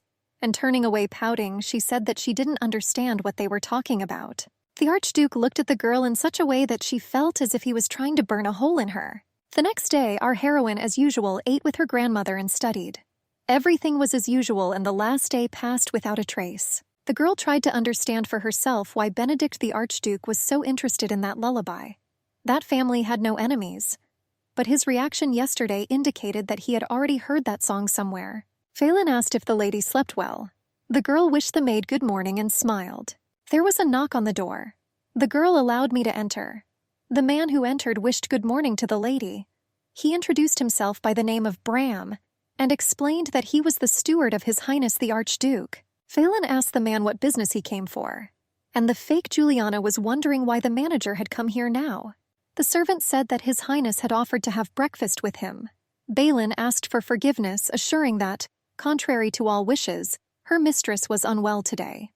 But the manager suggested that the lady herself should personally meet with the Archduke and receive an understanding answer from him. Juliana had nothing to say. The man led the girl to a beautiful door with 2 doors with a gilded ornate design. Bram said that the Archduke wished to have breakfast in silence, so he would escort her to his office. He motioned for the girl to come in. Our heroine felt like she was being brought to execution or torture. The manager opened the door and informed His Highness that he had brought Mrs. Juliana. He was just working at the table. The girl asked His Highness for forgiveness. She said that she was not feeling very well today. He coldly ordered her to sit down. The fake Juliana sat down on the sofa opposite the Archduke at the table, lowering her eyes to the floor. He pointed to the table and told her, "Eat." The girl sadly thought that she couldn't even get a bite into her throat. There was something similar to indigestion. Behind Binat, there were 2 portraits on the wall. The image of the man looked exactly like the guy. Nearby was a portrait of a woman who looked like our heroine. The woman was depicted with a sympathetic smile. The girl thought that it was his mother, who left this world due to pneumonia. And the false Juliana thought that that woman must have had a weak body. And the man in the image was the previous Archduke of Barenhag, Waldemath, Behanut's father. The girl thought that she had already seen this portrait in the hall, and she was surprised at how similar she was to the Archduke. And at that moment she sadly thought that portraits of her parents also hung in the Grandia Palace. And the Terralucci family, which had rebelled, was probably now enjoying all the loot from the palace. Behanut said the portrait was the very first. He told her that he would give her another chance. He assured me that her face was quite pretty. Therefore, he will feel sorry for killing. In his hands was a table knife. Behanut said that she could live serving the aristocrats as a mistress, and he thought that it would be better for her to accept this offer. He asked how long she thought he would be nice to her, and he said that, by the way, the coachmen are already leading here. The girl did not immediately understand which coachman Behanut was talking to her about, but then I guessed that it was the one who delivered her from the brothel to the house. The guy assured the girl that he knew about her. The butler touched her shoulder and said that enough was enough. Binat thanked for breakfast. The blonde walked to her room. She asked herself whether they were talking about the coachman who swam across the sea. And how could the Archduke find him? And what will happen to her when he is caught? Felin ran towards the mistress. The girl asked the maid what happened and where she was in such a hurry, and she said that the Marquis was looking for her, that he ordered to urgently bring her right after breakfast. Our heroine thought that Stefan would probably ask her what they were talking about. She wasn't in the mood to talk to him or anyone else right now, but she had nowhere to go. The maid led the girl into one of the rooms. The Marquis stood there smoking a long pipe. As soon as the girl heard the smell of tobacco, she immediately covered her nose with her hand, wrinkling her face from the unpleasant smell. Stefan said he heard talk about her having breakfast with Beanut, and he became curious. She could not or would not avoid the Archduke. He said it would be a shame to waste the skills she had learned by spreading her legs for men. The guy said that the Archduke, unfortunately, was not one of those who was moved by the lower part of the body. The girl was frightened by mistrust in this situation. After all, he really was not a man who could be trusted, and even vice versa. The more he let it in, the greater the poison became. She doubted whether such a person needed to convey information that the Archduke had found the coachman. The girl thought that if she left the estate without really saying anything, would it fall into the hands of the Archduke? But then she began to talk herself out of it, considering that this critical moment had to be overcome first, and she told Stefan that the Archduke said that he would bring the coachman. The guy glanced sideways at the blonde. He clarified whether this was said to her personally. The girl said that it seemed that Beanut at breakfast decided to give her a chance until the coachman was interrogated. She saw the reflections on the Marquis's face, and she assumed that he was going to calculate the Archduke's guesses. Stefan said that if the coachman was captured, he must go through the harbor. In thought, the guy scratched his chin. He said that they would transport him by sea, and he thought that he should have just shot that coachman, and he assured that he would find out everything by sending his reliable person there. Until then, the girl asked to be moved to another more reliable place. Steffa asked her if she thought it was possible to survive differently using her brain. The fake Juliana wondered how she could have acted differently when it came to her life. After all, if His Highness finds out her true face, then her life could end abruptly. But he assured her that this is what her fear would look like if they panicked. The girl thought that it was all because of the puppy. At some point, the smell of tobacco made it difficult for her to breathe. Stefan assured her that mercenaries would be waiting at all ports and borders, so the death of the coachman was only a matter of time. And he assured her that when they got rid of the witness, she would become the real Juliana. He convinced the girl that since he, the uncle, had brought her, the Archduke could not openly reveal his suspicions, and now he ordered her to return to her room. Our heroine realized that during the week she experienced peace only once. Stefan came to her all pale and reported on the progress. He said that the coachman could not be found, and the mercenaries who went to the port disappeared. The girl was thinking about the fate of the mercenaries. She fearfully assumed that when they were going to kill the coachman, the Archduke could kill them. Her head was ready to explode from the imagination of how they would come to kill her. Felin entered, smiling and wishing the lady good morning. The girl said that she was at the morning service. The blonde invited the maid to come through, and she also greeted Tia, who immediately rushed to meet her. The maid said that she heard that gentleman Paula went out for a walk, and it looked like her condition was improving, so she went to the cemetery. The blonde was surprised, and the maid assured her that she did not know who the mistress was yearning for. But she went there every year at the same time for 2 days and 1 night, and she did it in secret from everyone.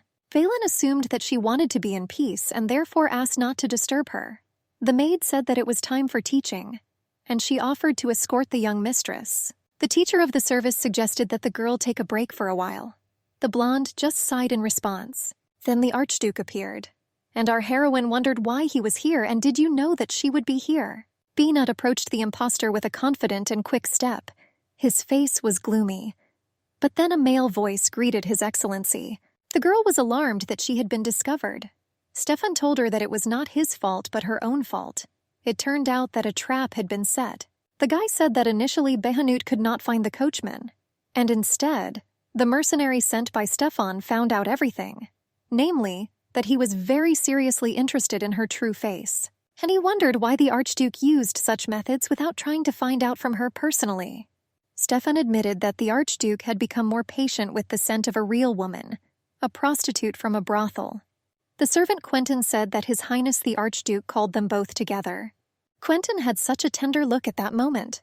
The girl lowered her eyes to the floor and said, "I obey." Behanut was sitting on the sofa. He folded his hands, his gaze was stern and did not bode well. Quentin accompanied his uncle and girlfriend to the master. He grabbed the girl by the shoulders forcefully, forcing her to her knees.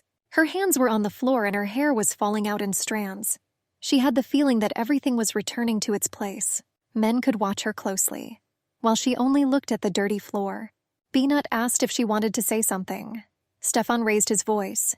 He said that he took Juliana not from the hut, but from a brothel, and so he had no choice but to hide it for the sake of the family's reputation. But he claimed that this child was definitely Juliana. He vouched for it. The Archduke put his sword to the girl's throat. There was horror in her eyes. He ordered her to speak. Drops of scarlet blood dripped onto the floor.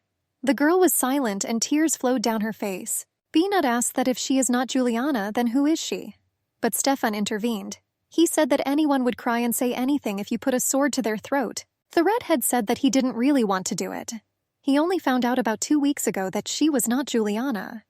And he was extremely impatient in his desire to get his sick mother out of bed. That he already wanted everything to return to its place. But he had only to think about his mother, who would worry even more, and he could not decide on it himself. He said that it was unknown. Maybe her condition would have worsened even more than it was. And our heroine wondered how it was possible to be so shameless and disgusting. She considered him the worst person, having no shame or sense of duty. She decided that she would die anyway. So at least I wanted to expose Stefan's atrocities. But she was worried about the people from the brothel. The guy said that if moral support weakens here, then people will be sad, and it would be natural that the forces that were holding back their family would be eliminated. And the guy assured Beanut that such a calculation would be the end. He said that he entrusted this child with the role of Juliana for the sake of their family. Beanut was surprised that she was a whore, and they were also standing up for her. But Stefan convinced him that she was not greedy. And it was for this reason that she was still here. The red-haired man assured that the girl insisted to the end that she was not Juliana, and our heroine realized that she had miscalculated.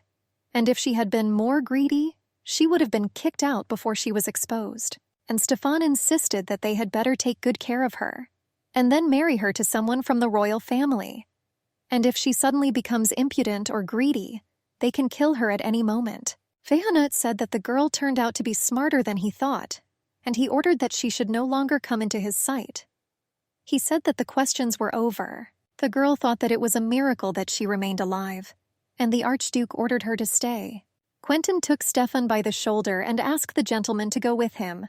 The blonde was on her knees, face down. Feyenoord stood over her. He demanded that she say her name. The girl said that she didn't have one, and in the brothel they called her Maria. After all, Maria was a common name that was found in at least every home. The Archduke asked her how she knew the lullaby. She replied that she once heard her in a brothel. Beanut was simply out of his mind with anger. He grabbed the blonde by the throat, growling furiously as he did so.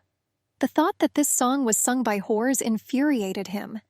The girl could not understand why the Benedict's lullaby was so important to him. Could he really not admit the idea that this song could have been learned in such a place? And what did this song mean to him? The Archduke said there was a reason he would let her live. They continued to hold the girl by the throat. She thought that the reason might be that he wanted to deal with Stefan using her. Our heroine, kneeling, raised her head and looked at the Archduke. She told him that she wanted to leave this house. The blonde said that she never wanted to be treated like an aristocrat, but she insisted that there was something she had to do when she got out of here. She said that if His Highness helped her get out of here so that she could live as a commoner, then she would pay for this virtue all her life. She told herself in her mind that she had a job for which she had to live. She was supposed to meet Johannes. He was the only one who found Benedict. Feyenoord summed up her request that she simply wanted to live as a commoner, who had only her own body and nothing else. The girl was lying face down on the floor. She said that she just wanted to live, and that she will be enough even if she can live, struggling with all her might. The guy asked her to raise her head and convince him of her desire to live. She insisted that she absolutely had to find the person. Beanut said he would find it for her, and in return she will do something that there was no need to talk about. He definitely patted his groin and smiled lustfully at her. He said that if she really was of such low birth, it would not cost her anything. There was horror in the blonde's eyes. She lowered her eyes and replied that she could not fall so low. The Archduke was surprised because she had done well so far, and he suggested that she try it. The girl said that it was better for him to kill her. But she herself thought how she wanted to live. I wanted to live for my beloved, also giving love. The girl suddenly remembered her mother's hug. And now she didn't want to die, even cursing Beanut or Stefan. And all because our heroine wanted her face after her last breath to be even more peaceful than during life. She thought that she could do anything as soon as she got out of the brothel. But instead of withering away here day by day, this life was not so important to her. And clutching her dress, she made a choice. The girl asked him to kill her better, but the guy replied that she asked, which was strange, and he assumed that she was too embarrassed. She answered in the affirmative.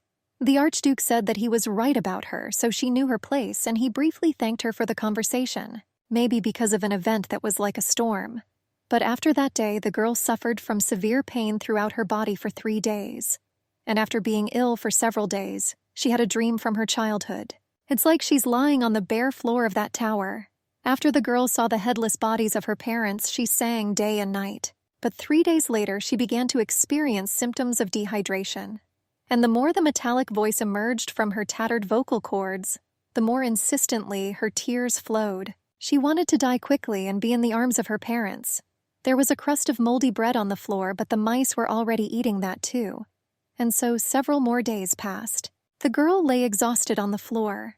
Suddenly, a bright ray of light began to break through from the window. She watched the stream emanating from there all day. At some moments, when she thought about how desperately she wanted to live, there was only darkness. And now, thinking about the reason why the light came here now, she became curious. She pulled up a chair and, standing on its back at the risk of falling, decided to look out the tiny window. The bright sunlight blinded her eyes, which were already accustomed to semi-darkness. She closed her eyes and covered her eyes with her hand. But then something hit her painfully in the temple. The girl almost fell from her fragile pedestal.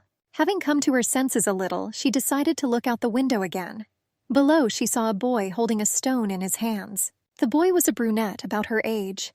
His dark blue eyes looked sadly and unfriendly at the girl looking out of the window. He swung with force and threw at her the pebble that he had just held in his hand. The girl pressed her face against the stones of the window. She thought that this time he probably wanted to aim at her face. She quickly got down and sat down with her back pressed against the wall and curled up into a ball. Stones flew near her feet. The stones under her feet made her think that it was the echo of the Terralucci family.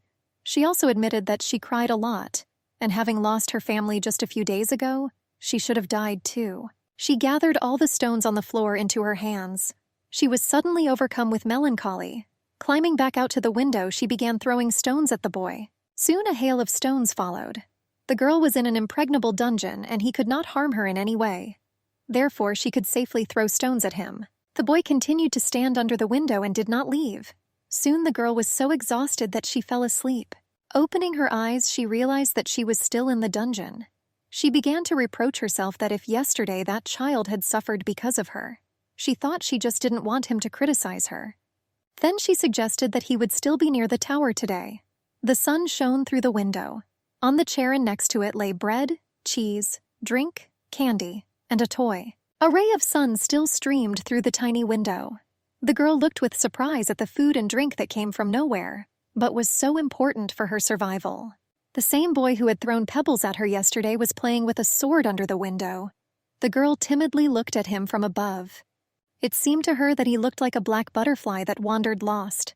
The boy stood in a stance with a sword in his hand. He was all focused. The girl thought that it was useless to try to bloom, stuck on this nondescript land. She heard a voice in her sleep. He asked her if she had woken up yet. Opening her eyes, our heroine saw Stefan sitting half-turned at the other end of her bed. The girl insisted that she lay there for so long not of her own free will, and she tried to find the strength to at least sit up on the bed. The red-haired man asked Juliana to call him uncle.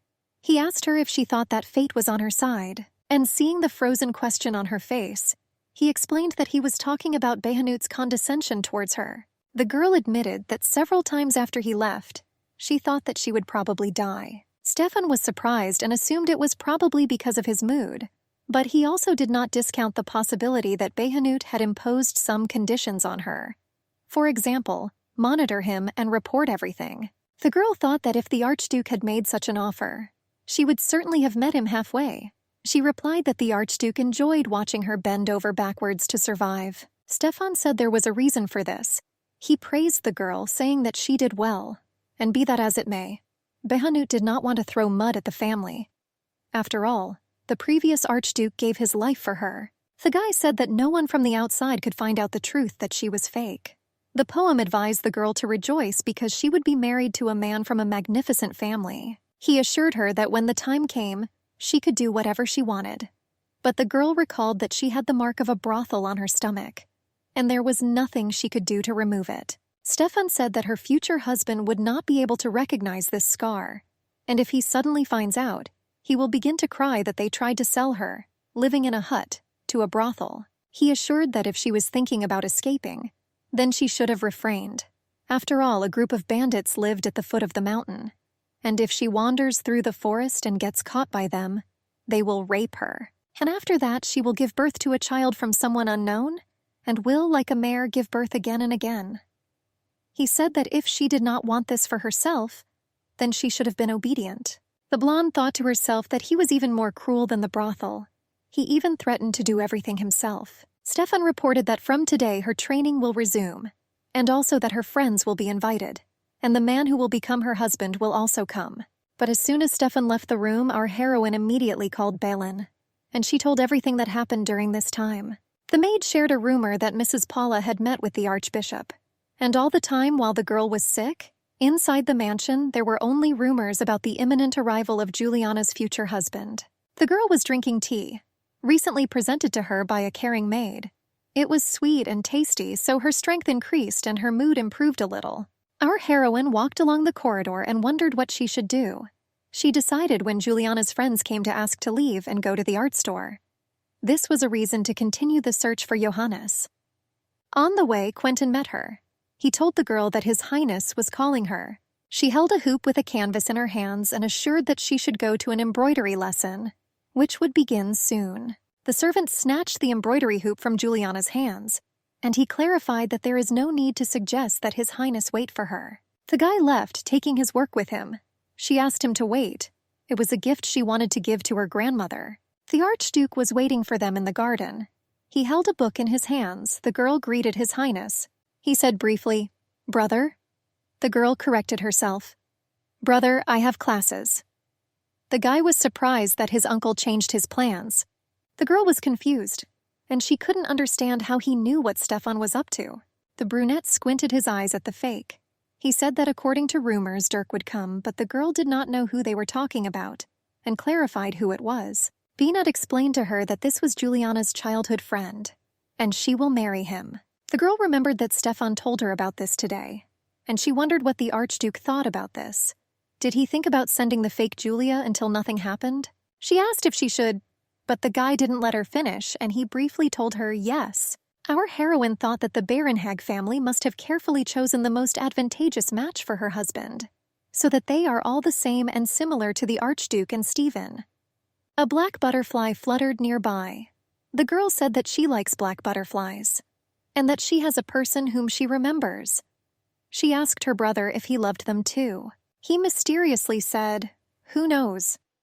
The girl asked that if he didn't love them, then why did they always fly next to him? The guy said that butterflies and flowers are beautiful.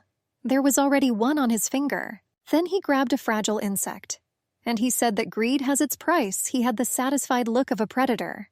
Our heroine was confused and scared. She never expected such a turn.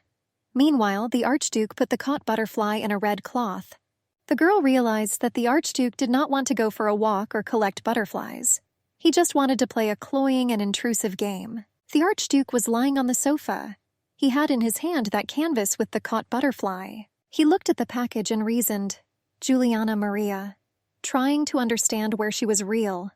And despite the fact that she is an aristocrat to the core, when she turned around, she pretended to be ashamed.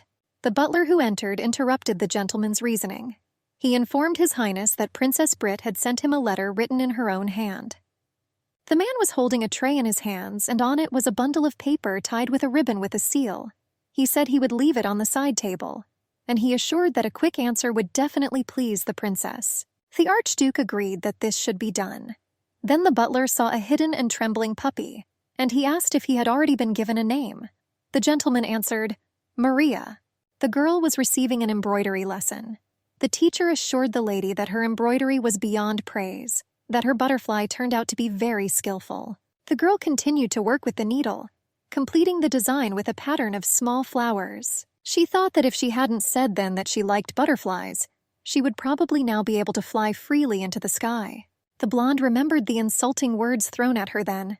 It was unacceptable for such a dirty slut to love beautiful things like a normal person. That's why he probably thought of getting rid of everything that she liked or might like in the future. She tried to understand if this meant that in the future he would want her to stop loving something. And if this is so, then it would be better to love him himself. She thought it was impossible to even imagine. After all, there had to be a reason why he cared so much about his fake sister. What the girl loved remains in her past. She loved her family endlessly, mother, father, sisters, but they were all there on that fateful day. But there were still Beline, Laurel, and Tia, and the girl had to take care of them. There was a knock on the door of the room. The blonde hoped that it was Belin who allowed her to enter, but it was a man. The servant reported that His Highness the Archduke was waiting for her, and he asked Mrs. Juliana to hurry up. The butler walked ahead and the girl trotted after him. She prayed that at least he would decide not to marry her to Dirk. Already standing in front of the door, she consoled herself with the hope that it was something insignificant. The servant knocked on the door, and he informed His Highness that he had brought Lady Juliana. He allowed me to enter. Beanut stood leaning on the table. He held his temple with his hand. It looked like he was struggling with a headache. The girl thought to herself that the Archduke looked tired, and she couldn't understand why he might need her at such a time. The guy asked Juliana to come closer. He took the frame from the table and handed it to her. He said it was a gift. Under the glass was the same butterfly. The girl picked up the frame and began to look at it. Her hands began to tremble involuntarily. Behanut saw the girl's reaction. He was surprised and upset that she didn't like it. She replied that she liked live butterflies, and there were tears in her eyes. The Archduke said he liked it. He walked over and grabbed her face. I was surprised that she was crying. After all, they said that she was a whore. She confirmed, saying that everything was correct. He ordered to prove it. The girl asked why she had to prove something. Behanut insisted that she was contradicting herself. He clenched his fists in rage. The fake Juliana replied that there was a brothel sign on her stomach, and she asked if he wanted her to show it to him right now and here. She wondered to herself what part of her made the Archduke doubt. The guy recalled his opinion that the soul is hidden in the eyes. He assured that he did not see that soul of a liar in her eyes, that her eyes were full of emptiness. The girl retorted that it was dark now, so he couldn't see properly. The Archduke threw the girl onto his desk and loomed over her with his whole body. There was fear and hopelessness in her eyes. The guy told her to forget about her eyes. He said that if she moved, she would become a corpse. The girl remembered the Archduke's opinion on preserving virginity before marriage, and she thought that just because of such a liar as she, he definitely would not want to tarnish his noble faith. She thought that if she lay there like that, as if she was used to it, he would soon lose all interest in her. The girl turned to His Highness and asked him to wait. He barked at her that he would kill her if she even moved. She asked him to stop, but the guy firmly grabbed her hand with his hand and, spreading her legs, began to kiss her breasts. She tried to say something else, but he covered her mouth with his hand. The girl bit him with her teeth as hard as she could. The guy pulled his hand back and jumped to the side. The blonde took advantage of the moment and quickly ran away from his office. Beanut was left standing with clenched fists alone at the office desk. And our heroine, leaning back against the door, took a breath. Her face was all crimson. Exhaling noisily, she thought that she just wanted to live quietly and disappear like a shadow. And she couldn't understand why she became a prisoner in this castle. The next day, on the way to class, our heroine ran into the Archduke. But he did not react in any way to her appearance, pretending as if nothing had happened in his office yesterday. Baleen apologized to her mistress, but insisted that it was important. She said that Tia ran away and the maids went to look for her. But lately, the puppy has been showing more and more curiosity and exploring everything. The girl asked the maid where the puppy should go. Belin hesitated and said that it looked like Tia ran to His Highness's room. 2 cheerful puppies were playing in the Archduke's bedroom. The girl grabbed her head, not knowing what to do. She asked the maid if the Archduke himself knew about the presence of her dog. Belin admitted that after waiting on the stairs for a long time, she looked through the crack to find out when His Highness would come out. However, she saw that Tia was playing with another puppy. and Her Highness noticed the animal and watched it closely, and she thought that he immediately guessed how Tia got to him. Valen suggested that there was a misunderstanding, and he thought that the lady had released the puppy specifically to attract his attention. And the blonde thought to herself that there was nothing strange if the Archduke thought so. After all, a woman could demonstratively drop her handkerchief or, as if by mistake, spill tea on her clothes. You could also attract attention by leaving something on his property and pretend it was an accident. And for him, it was all quite familiar. The girl thought that she would be grateful if Behanut did not treat her in any special way, and she asked the maid to keep an eye and then report to her when the room was empty to call Tia. The blonde walked down the steps. She was still glad that Tia did not get into trouble over such a large area. And then she felt eyes on her. Turning her head, she saw the Archduke. The girl did not know how long he had been watching her. And was it an accident, or did he decide to keep an eye on her? But then she decided that it was not his style to willingly bow his head just to see a whore from a brothel. The next day, the moment came when Mrs. Paula was supposed to return. The embroidery work was already ready. Fake Juliana was holding a wrapped gift for her grandmother. She asked herself if she would like him. The maid was straightening the hem of her mistress's dress. Tia was nearby. The girl specially prepared a scarf with a phoenix embroidered with gold threads. When she first heard her grandmother's story at a tea party, she wanted to give her such a gift. Suddenly, the puppy bared his teeth and rushed to the door. The girls noticed that something was wrong with the dog, and she aggressively rushed at the door. Stefan soon came in. His lips were compressed. Belin said that she would go and prepare everything for the meeting with the mistress. And Juliana thought that the guy was now entering her without even knocking. Stefan picked up the puppy. He whined pitifully. He said that he had not seen each other for a long time. And turning to the girl, he said that he had been in Talsvåg for some time. He said that the place was as big as the palm of your hand. But there was a lot of noise around him. The guy was unhappy that his lands were the size of a marigold.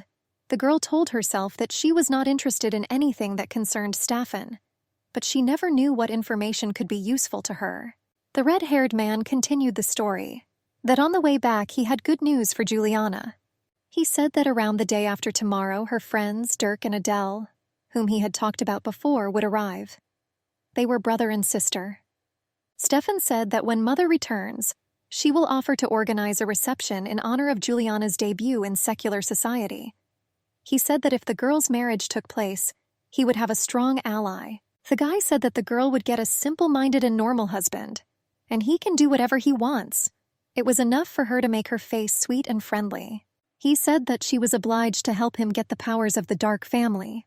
Of course, if she did not want to publicize her vulgar origin. The maid was knocking on the door. She asked for forgiveness for interrupting their conversation, and she reported that Mrs. Paula was entering through the main entrance. Stefan turned his head towards the maid. He said it was time for them to go. At that moment, our heroine understood that she must die but cannot escape his clutches. This house was unintentionally too empty, and the only consolation for the girl was the return of her grandmother. Madame Paula asked Juliana if she missed her. The girl replied that she missed her grandmother every day. The lady thanked everyone for coming out and making her happy. She assured that traveling in a carriage takes much more energy than one might imagine. And she suggested, since everyone had gathered together for the first time, she offered to drink tea. Soon the four were sitting at the table. Paula said she had a gift for Juliana. She said that she saw it for sale at dealers and immediately thought of it. The lady showed off a scarf with a colored pattern. The girl looked at the gift.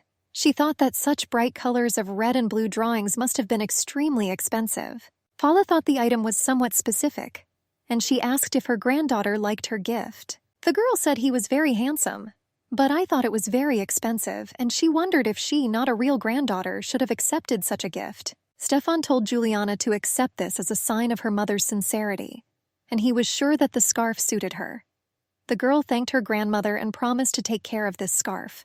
The guy said that since they were gathered here, he would like to say whether it was time for them to have a reception in honor of Juliana's debut in secular society. Stefan said that the arrival of Dark and Adele would be very welcome, that they would be staying with them for a while. Paula said that it was a little late for a debut. After all, this is initially done around the age of 15. She said that, however, she would like to be properly prepared. And she said that in about a month, they will plan for Juliana's debut. Stefan assured his mother that he would undertake to prepare the invitations. Paula saw Behanut's expression, and she asked why he was so dissatisfied and was he really against it. He answered briefly, no. She assumed that he, as an older brother, was worried about his sister's preparations for marriage. He replied that everything was wrong. My grandmother remembered that as a child, the harder he was beaten, the more he denied it. Behanut sat silently, looking down into his cup. Stefan asked his mother how the archbishop was doing. She replied that he was looking forward to news about Behanut's marriage. The next day, Tia hid again, and the girl and Belen searched the entire mansion.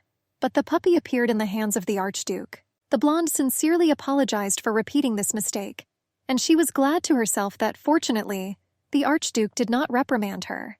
And Balin promised the lady to be more attentive in future. But 2 days later, the puppy ran away again. And after that, the girl encountered the Archduke 3 times, but every time she avoided him. She didn't know how to accept what happened.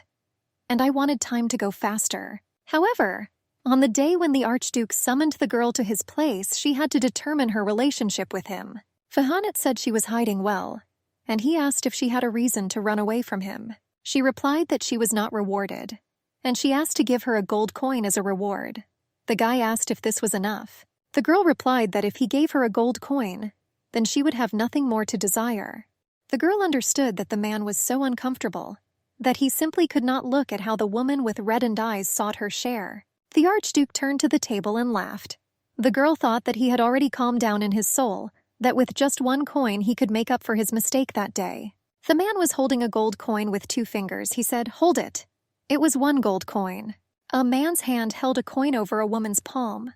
The girl said, "Saved," but did not finish the words of gratitude. Surprise was on the blonde's face as she watched the gold coin fall to the floor of the room. The man's gaze was unreadable, and the girl could not understand whether he dropped her on purpose. Meanwhile, the coin lay at Behanut's feet.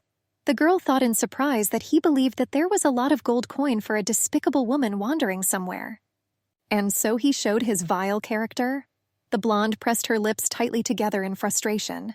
The girl wanted to turn away and say that it was just a game, but then she would probably fall out of favor with him, as she had before, and she thought that only for this reason she should pick up the coin, as Behanut wanted. The girl knelt on the floor, but as soon as she extended her hand, the Archduke stepped on the coin with his boot. This was her failure.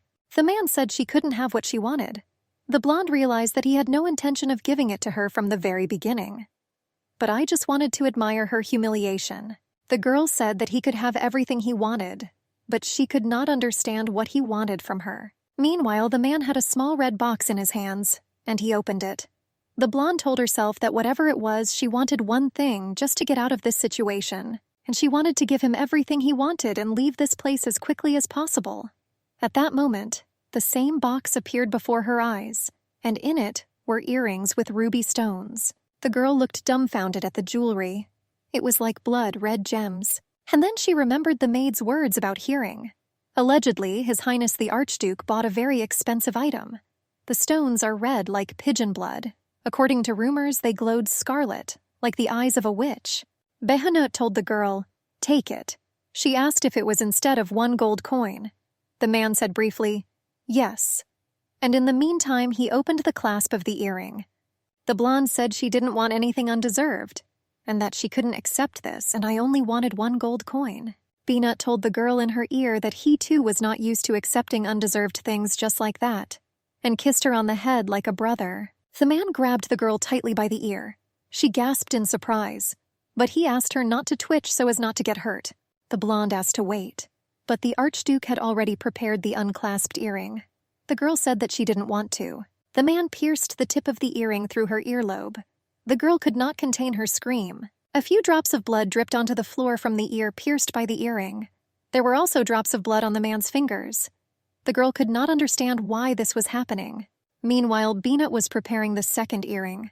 The blonde resigned herself to his will. When he finished, both her ears were sore and burning, and tears welled up in my eyes. The Archduke wiped tears from the girl's face, and he asked Mary to go before she cried. Soon the blonde was already in her room. She was greeted by Tia barking cheerfully, and the maid, when she saw the earrings in her mistress's ears, could not contain her enthusiastic exclamation. Felin said that His Highness really values his sister, and she explained that he thus blessed her for marriage. When the girl questioned the maid, she told her that this tradition takes its origins from Nordwalls and passed from generation to generation. The father taught his daughter not to need for anything, and the mother pierced her daughter's ears before marriage. Feline said that this was a prayer that in the future she would be loved as a woman. She said that in cases where the mother was not present, the ears were pierced by the father or brother. It turned out that already when His Highness bought the earrings, he was probably thinking about his sister and her marriage. The maid reported that the mistress's future husband would come soon, and she promised to try to dress her up for the guest's arrival. The blonde sadly thought to herself that this could not have happened, because she was not related by blood to the Archduke. She found it strange that he would shower a brothel woman with jewelry, just to force her to keep her mouth shut. The fake Juliana and her maid stood greeting the guests, and at that time another lady was already getting out of the carriage.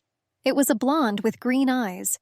She cheerfully shouted greetings and asked Juliana if she remembered her. Our heroine thought to herself that this girl smiles like an angel.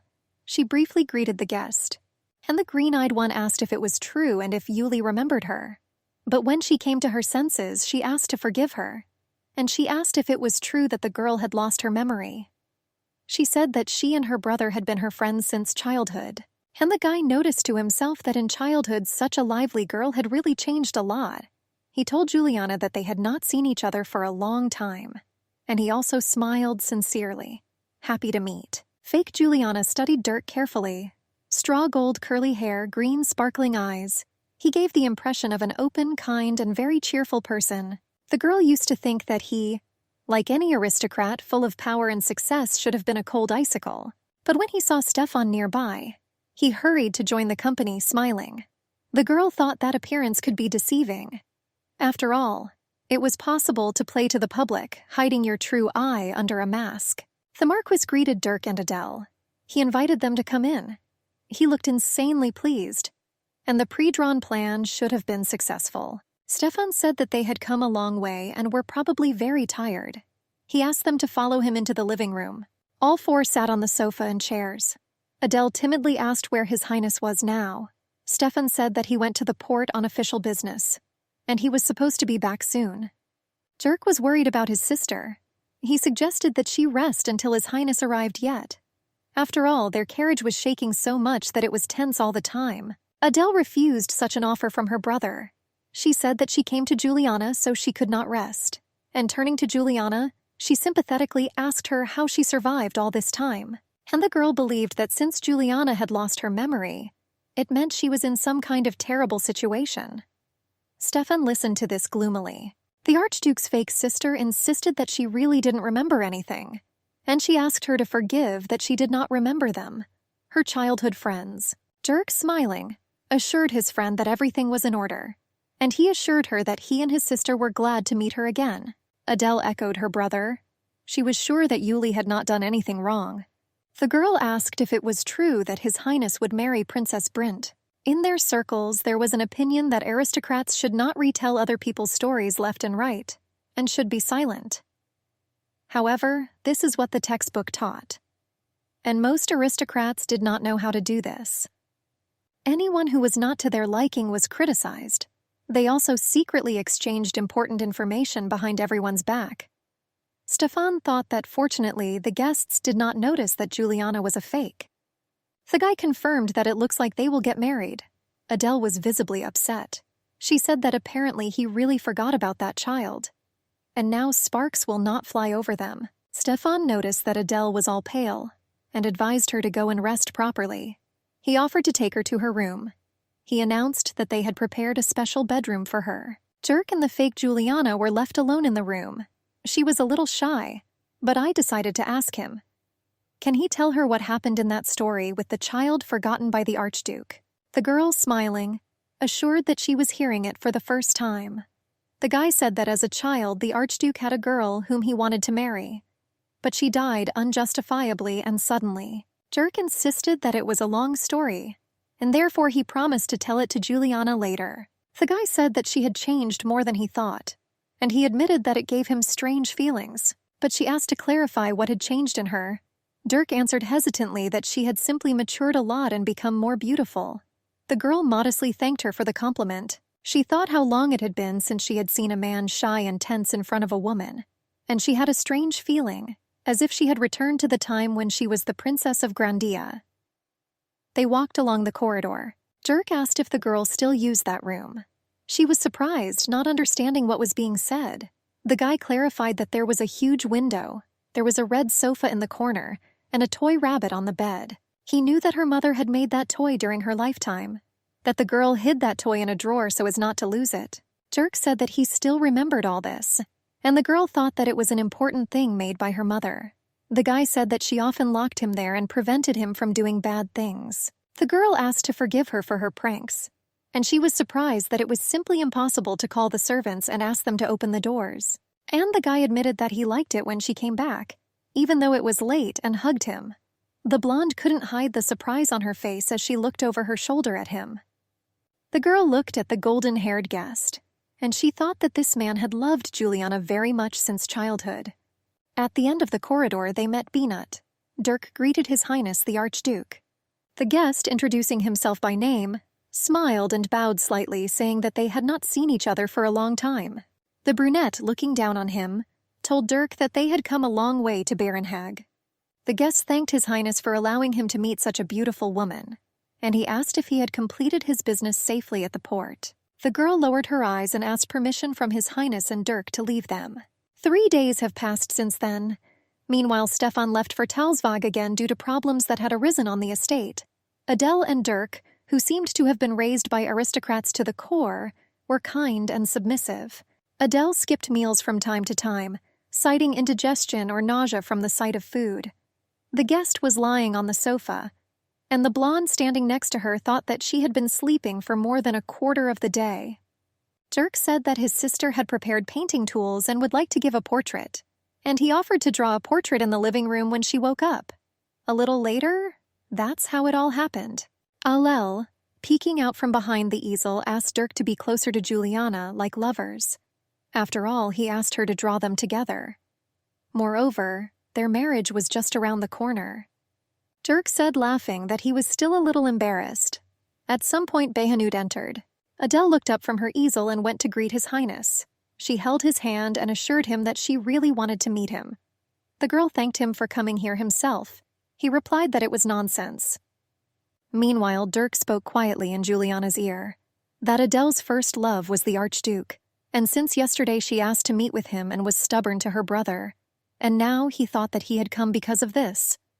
The golden-haired girl smiled at His Highness, and the brother assured his future bride that his sister, however, now loved another person, and sincerely blesses His Highness for the marriage. Adele saw Dirk and Julia's heads coming together, and I thought they were perfect for each other.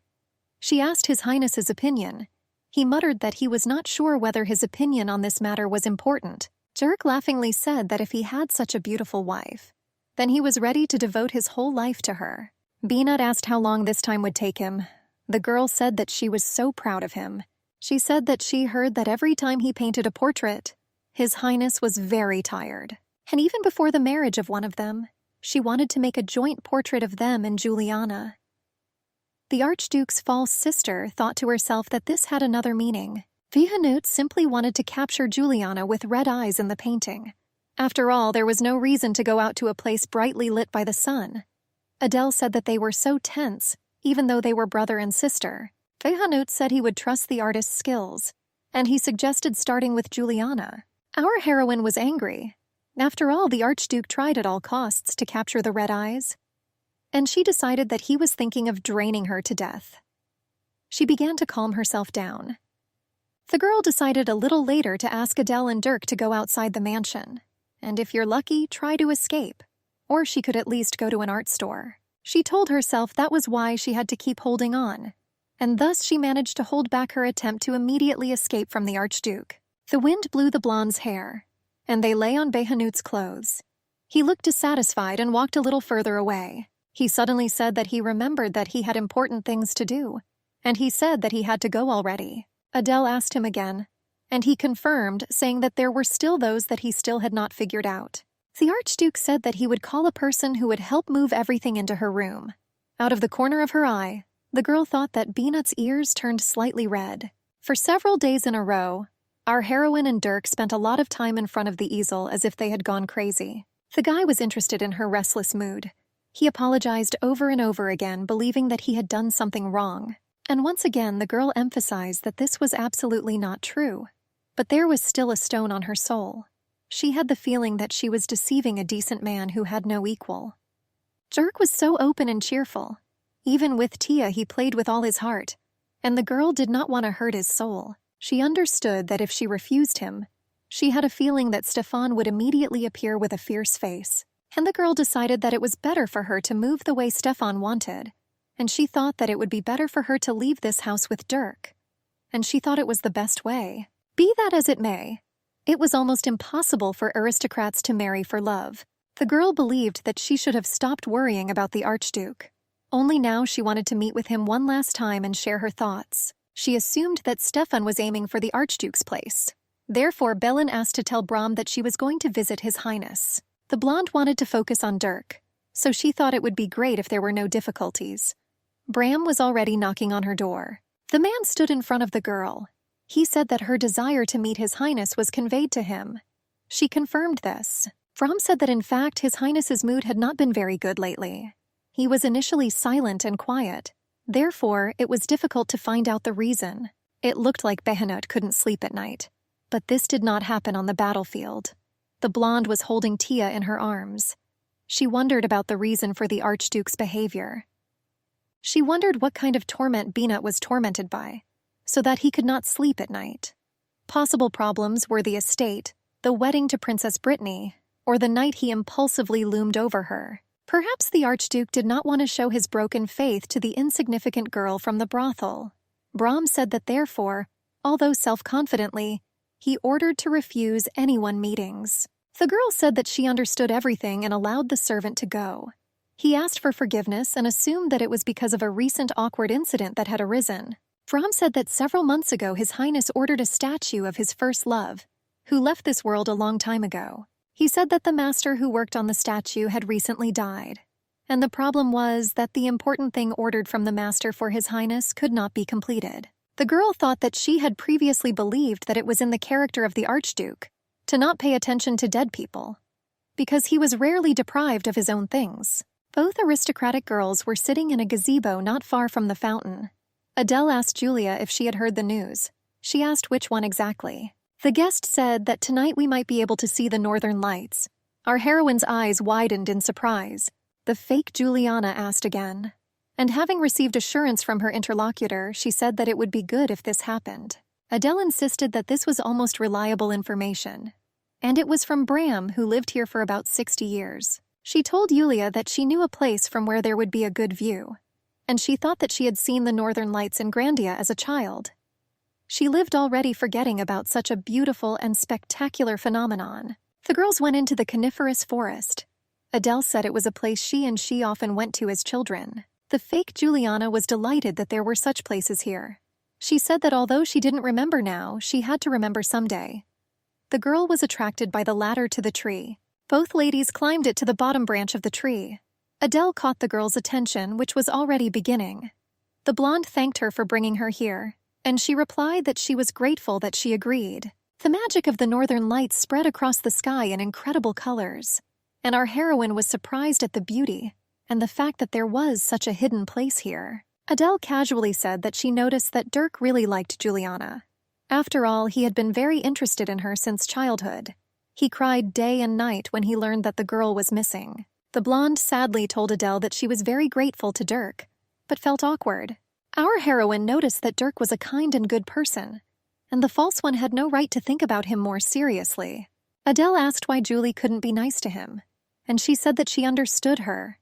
After all, she herself also had a person for whom she had similar feelings. Fake Juliana thought to herself that she had heard that Adele had broken off her engagement about a year ago and was now on the search.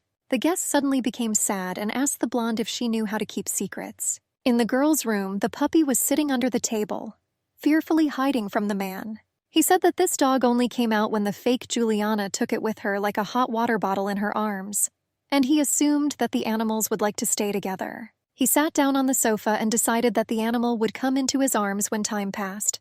Opening the book, he prepared to read a little. If a man fell asleep as before, he remembered that girl. He remembered the lullaby that the girl sang. And just recently, he heard her from the lips of a girl that Stefan tried to pass off as his sister. His Highness Archduke Behanut asked for help in continuing to yearn for her. And if this was impossible, then he asked her to take him with her. The blonde couldn't imagine what secrets Adele was going to tell her, but it was clear that it was hard for the girl to talk about it. And I was going to suggest we talk about it next time. But the guest had already begun to tell Yulia her secret. She smiled and said that she had a baby growing in her belly, which greatly surprised my interlocutor. Adele said that this happened not very long ago, and her parents did not know yet. Our heroine knew that pregnancy for an unmarried aristocrat was not a blessing at all, but a death sentence. And such a girl became a disgrace for the whole family. The guest said that if her parents found out, they would kill her, and she admitted that she was tormented by nausea all the time. The blonde knew that Adele still ate only mashed potatoes, and I was tired even if I slept during the day. She thought it was because of her fragile and petite body, but it was not so. After all, she came all the way here to save the child. Adele said that she had a loved one and his status was very different from hers, and he was very special. The guest assumed that Juliana was probably ashamed of such a friend. The blonde took the girl's hands tightly, and she assured that this was not the case at all. She thought that she herself had come from a brothel, and she was ashamed that she could not reveal this truth to her and Dirk. Adele smiled and thanked Julia. She said that she was afraid that she would begin to despise her for this. Fake Juliana sincerely hugged the girl, and she said that she was also very grateful to her. She thought about what it meant, and she could comfort someone. In the end, she was at least useful to someone. Adele said the man's name was Vincent, that he was the son of a gardener. She said that it all started when her cousin came to visit them. It became fashionable for married ladies to have fun with young and innocent men as lovers. But to the lady's proposal, Vincent replied that he already had his first love and refused the lady. Hearing this, Adele became terribly interested in who his first love was.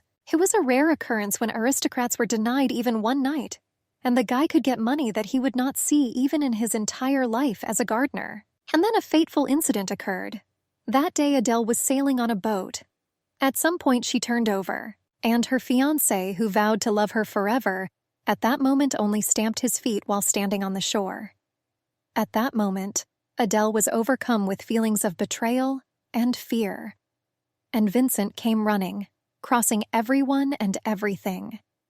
The guy was in such a hurry that he didn't even notice how he lost one shoe, and without hesitation, he threw himself into the lake. Adele said that she felt at that moment when she saw his excited face, that she was his first love. The guy found her drowning underwater and saved her. During this time, Adele was pierced by a previously unknown feeling. She felt such love from Vincent that he himself was ready to drown without regret. The girl said that it was a short moment, but her chest was filled with heat and tears were ready to fall from her eyes. Juliana agreed that it was simply amazing. She herself experienced this feeling then in the tower. The blonde asked the guest if her brother Dirk knew about her situation. Adele answered in the affirmative. She said that at first her brother was angry, and he said that it was worth getting rid of the child. But I gradually accepted it, and he decided to come here so that the maids would not find out that the girl's menstrual cycle had stopped. Vincent promised his sister that if the child was born safely, he would raise him without envy. And the girl was sorry, and at the same time she was grateful. The girl reasoned that she could escape, but then her father would have sent people to look for her. Otherwise, Adele could survive thanks to her brother's protection. But Vincent and the child could not be with her. The blonde was surprised that aristocratic men did not leave their illegitimate children. So why couldn't the aristocratic girl keep the child with her? Adele sighed regretfully that her husband was not an archduke. The blonde didn't understand what this had to do with it. The guest asked if Juliana knew about the dead girl whom she even planned to marry, and it looked like he still couldn't forget her. It was hard to believe, but Adele assured that a short time after arriving at their place, she felt it again.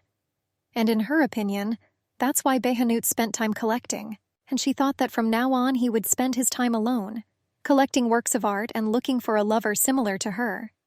And it won't matter to him whether his wife loves the gardener or not. Adele asked to be forgiven for the tactlessness she said, and the blonde was surprised that Beanut could love that girl so much. Our heroine understood that his interest in the fake sister could be because of this resemblance. It was funny to even think about. She asked if Adele had ever seen that girl's face.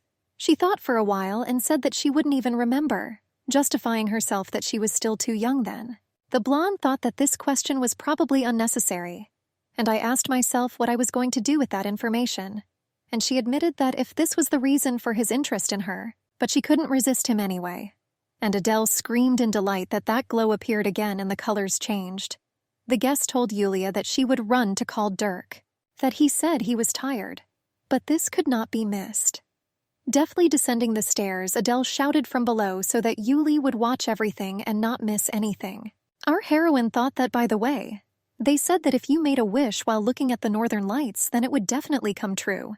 She decided to make a small wish, because I thought that the big one would definitely not come true. With her hands folded in prayer, the girl wished to meet Johannes at least once. Hearing footsteps behind her, she was surprised that Adele had returned so soon. But when I turned around, I was a little scared that it turned out to be the Archduke. The blonde thought that if he was going to come here, then she had something to tell him, and she began to carefully climb down the stairs. After all, I didn't want to run into him right here and now. A sudden gust of wind blew away the skirts of the girl's dress. The girl, having lost control of the situation, made a mistake. Her hand slipped and she began to fall down. Already preparing to hit the ground, the girl closed her eyes, but she was caught by the man's strong, trained, and dexterous hands. When the blonde opened her eyes, the face of the Archduke was in front of her. She told him that she came here to rest for a while. He suggested that her uncle might have told her, and he also reminded that now he will not tolerate it if she wanders around everywhere and sings that lullaby. The man looked at her with a contemptuous look. The girl asked to let her go. Beanut removed his hands and the girl fell face down on the ground. The man asked her why she was everywhere, and he was angry with her that she constantly hovered around him. The blonde insisted that she didn't do it, and asked her to be sent away from here. She thought that when she asked to let her go, he didn't do it. Then if she wanted to distance herself, she should have told him on the contrary that she liked him. The fake Juliana, blushing, said that he should either pester her properly if he so desired. She decided that instead of constantly getting into unpleasant situations, it was better to be a despicable and dissolute woman. She couldn't understand why her words seemed to be true, and her heart began to beat wildly and her mouth went dry. Beanut suddenly grabbed the girl by the throat and began to choke her. Then, letting go of her neck, he leaned over with his mouth open, ready for a kiss. The girl wanted to cope with everything without problems, and since she was pretending to be part of another family, at least for a little while in this situation, I would like to be the fake Juliana without any problems. And she certainly didn't want to ruin the Archduke's wedding. The man stood over her, trying to cope with his emotions. The blonde rubbed her wrist and said that she just wanted to live an ordinary life. The girl therefore constantly tried to exploit the Archduke's behavior, which went beyond the boundaries of expectation. But he probably foresaw this and was going to embarrass her. She thought that it was impossible for the Archduke to voluntarily kiss such a low woman. He said that being dirty ruined him. The blonde was sitting on the ground. Her dress was stained with mud. She said that he could get clean again, unlike her. Adele screamed cheerfully from a distance. She waved her hand and said that she had brought Dirk. Fake Juliana stood up. Wet soil and grass clung to her dress and hair. The restless night passed, and with it the northern lights, which lasted until dawn, too. Balin told the lady that it looked like her plaster bust would be brought to the family room today, and asked if she would go and watch. The blonde answered negatively. She said she would look later, and she told the maid that she was feeling tired today. The girl was trying to find something on her table. Then she began to carefully examine the chest of things. She asked Balin if she had seen her handkerchief, given to her by her grandmother. The maid was alarmed that he might have disappeared, and our heroine thought that even after turning everything upside down in the room, she still couldn't find him. Then he and the maid combed together all the way from the hill to the tree, but to no avail. And then the girl decided to ask Adele.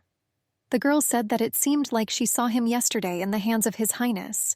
The blonde thought that given the fact that Beanut still had not returned that handkerchief to her, then he could think of ways to get her into trouble because of this. After all, if the grandmother finds out that the girl has lost him, then what a disappointment she will be. Adele asked Julia how she was feeling today. After all, I remembered what she said yesterday, that she fell while going down the stairs. The blonde insisted that yesterday she simply skinned her palms, and she sincerely thanked the girl for her concern. But it seemed that His Highness was more worried than she was. After all, he even asked her where she got hurt, and it looked as if he had sent for the royal physician. The moth fluttered again. Alid insisted that the royal physician Nordwaltz was the best in medicine. After all, he was well versed in herbs and could save even a dying person. The blonde thought why it was worth bothering such an outstanding doctor for her sake. She assumed that he wanted to keep her silent in this way, as payment for a short pleasure before the wedding. After all, he had no choice anyway. He had to marry Princess Britain by order. Adele saw Yulia's anxiety, but understood it in her own way, and she suggested that she should go and have a good rest. The blonde asked for forgiveness, and she said that perhaps she would return to her room. On the way to the mansion, our heroine was wondering how she could take her handkerchief back from the Archduke. Fram called out to Mrs. Juliana, and he told her that His Highness the Archduke had called her. The girl thought it was very useful. Before seeing her grandmother, she will meet with Beanut and ask him to return her handkerchief. The girl was very determined, but the servant brought her and the girl felt disappointed. The Archduke sat with Grandma Paula and chatted merrily while drinking tea. She told Bram that she thought that His Highness would be alone as usual. He said that he was with his mistress today, and he called her to follow him further. The blonde thought that the Archduke would get the lost scarf in front of his grandmother in front of her eyes, and he was probably going to enjoy the spectacle of her worries, because she could get caught because of him. Our heroine got the impression that the man was pulling her by an invisible leash. Bram approached the table and reported to the Archduke that he had brought Lady Juliana. Paula urged the girl to join them quickly. The blonde smiled and thanked her for the invitation, and she kindly asked what they talked about without her. The woman said that they were talking about her brother's marriage, and she was afraid that, having seen Behanut, the child who had until now lived as Princess Brint, would not want to choose land in beautiful Barenhag. And the grandmother asked her grandson to be friendlier to the future bride. She hoped that over time, living as spouses, they would become more cordial to each other. She assured that it might not be easy at first. Paula, remembering herself, admitted that it was not easy for her at first either. She said their grandfather was so reserved that she didn't know if he liked her. He gave her only rare jewelry, and she believed that in this way her husband wanted to tame her at the expense of his wealth. After all, it was the most convenient way. Juliana thought about this method, and Paula continued her story, that then, in a fit of rage, she went to their grandfather and returned to him all the jewelry he had given him. Then she told him that she wanted a man who could love her. She believed that it was an undignified way to win a woman's heart, simply by throwing jewelry at her. Paula said that if she had not come to their grandfather then, Valdemar would not have been in the world. The blonde told her grandmother that it was so amazing, and she assured that everyone probably thought so. The woman thanked Juliana, and she asked if her granddaughter received these earrings from Dirk. She said that she did not remember them on the girl before. The girl was wondering how she should answer. She didn't know if she could say that she received them from the Archduke and began to hesitate. Then she wondered if it would be easier for her to simply nod her head in response. But she didn't want to lie to her grandmother anymore. Beanut smiled maliciously while watching this whole picture. The girl answered no. She said her brother gave them to her. Paula was a little surprised by her answer and by her grandson's action in general, and our heroine thought that in the end, Paula probably thought it was strange. After all, the Archduke was not the kind of person who gave gifts. The woman was cheerful. She said that it means that Beanut treasures her younger sister in a special way. She put her hand on her grandson's arm, and she said that it was not surprising because it was heartbreaking when a child who was considered dead returned. She advised Beanut to treat his wife the same way. The Archduke promised his grandmother that he would do his best. She praised him, and she said that the land of Barenhag has always been fertile. Therefore, many wanted to receive it, and that's why a lot of blood was shed on her. She said that the troops were not equipped for war, but rather to prevent this war, and they were unusually strong in order to suppress the enemy's will of discord. Paula told herself that everyone was already an adult, and she was simply grumbling. And she changed the subject and asked Juliana if she was diligently preparing to enter the social stage. The girl answered in the affirmative, assuring that she has been studying hard all this time. and she closed her eyes and wondered what she should do if the Archduke took out a handkerchief in front of her grandmother. But what troubled her most was the certainty that the Archduke did not hate her. Paula told Juliana that he would have a banquet next week. At noon, she will first invite her wives for a conversation, and in the evening, she will introduce her to everyone. And she invited them to dance a waltz together for the guests. Juliana said that she liked to fit in between the dancing people, and she herself thought that she would not want to stand out too much in case she would run into visitors to the brothel. Paula smilingly assured that she herself would come up with the design of Juliana's dress for that day. She wanted to make her granddaughter the most beautiful in the whole world. As it was on the day of her personal debut, the blonde thanked her grandmother and asked her to forgive her.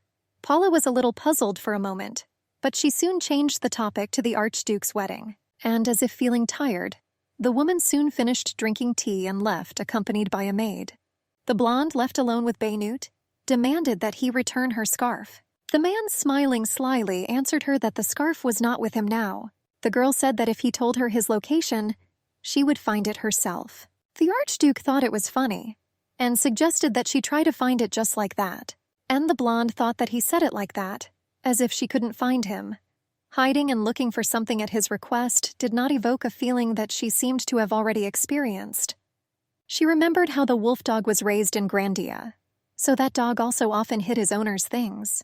That animal would come and then return them, but completely reeking of its own odors. The girl mentally ordered herself to wake up. After all, this man was not a dog, but the Archduke of Manhwa-Hub. He was a ruthless man who survived by defending his native land. She offendedly told him that he was enjoying tormenting her.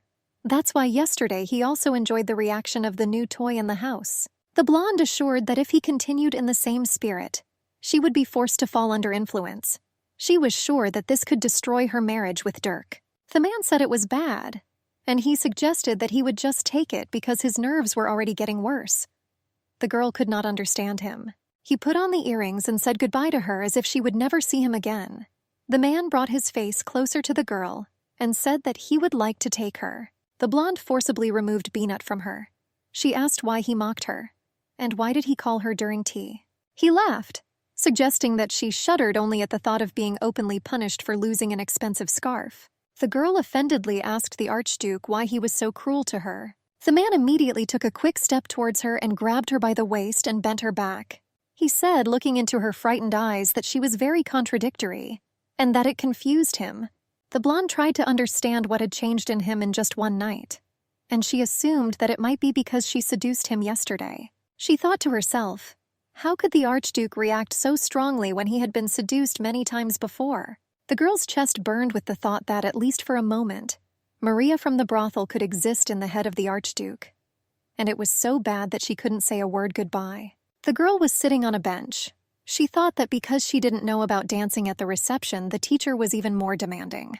She assumed she had twisted her ankle that day near the tree, and now my leg hurt a lot and was swollen in the joint. Even while training and enduring pain in her leg, she was not sure that she would be able to be at the reception in herself, for fear that one of the guests might recognize Maria from the brothel.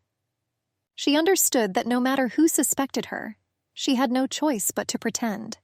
But there could be rumors. After all, until now she wanted a calm and attentive man with whom she would be comfortable.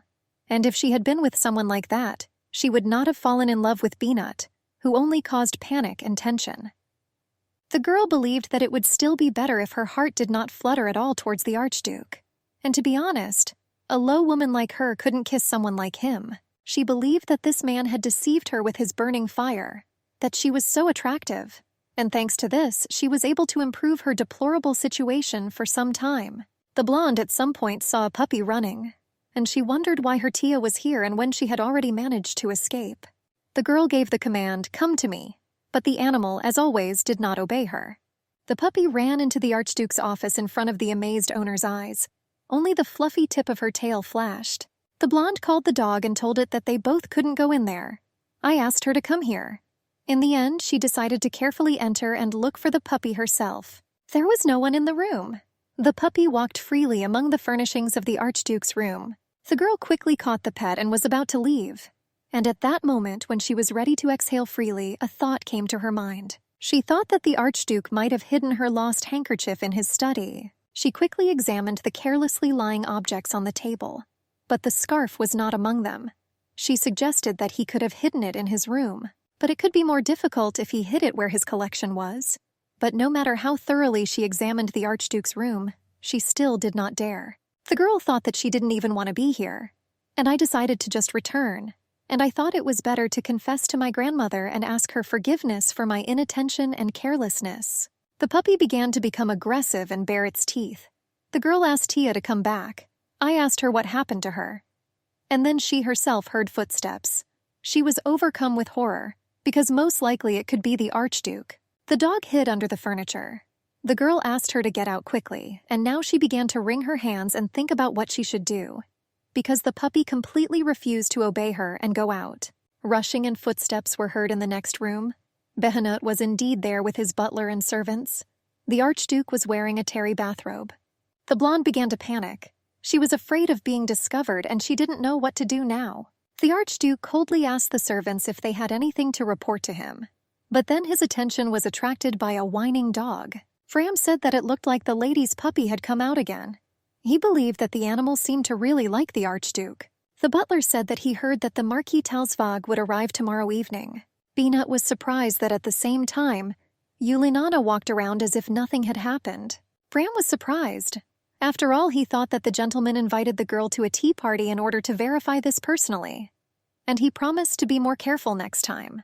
Our heroine stood pressed against the wall, barely breathing with fear. She understood from the conversation that the Archduke was worried that she would not get hurt, and it turned out that that's why he invited her to a tea party. She asked him about it then, but Behnut then responded to her with rudeness without actually answering the question specifically. Smiling, he then only suggested out loud that she shuddered at the mere thought that she would be openly punished for losing her scarf. And the blonde did not know at that moment what would be the best answer to the Archduke. She was probably glad to spend this afternoon. And then press your whole body against him. She admitted to herself that she wanted him too.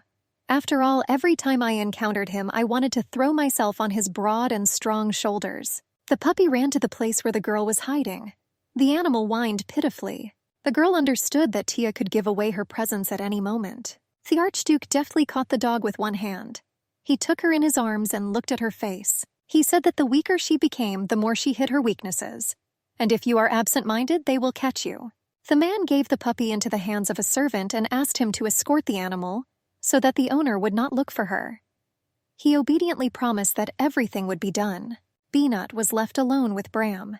He kept asking if it was the same with Dirk and Juliana. He noticed that in recent days the gentleman had often asked about them. He said that they talked casually together. And he added that thanks to the care of His Highness, they fortunately became special to each other, as in former times. That the usually quiet Mrs. Juliana talked a lot when meeting with Mr. Dirk, and it seemed that she was much more comfortable with him than with anyone else. And the girl unwittingly overheard this entire conversation, and she didn't understand why Behnut was interested in her and Dirk.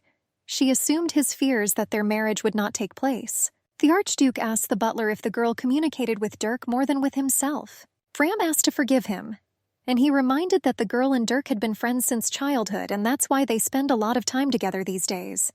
And I understood that there is no one more comfortable than a blood relative. The young servant asked if it was not joyful.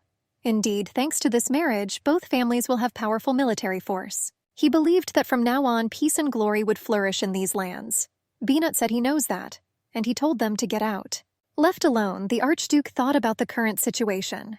He remained motionless in one position for a long time, and the girl was surprised that he still hadn't gone to rest.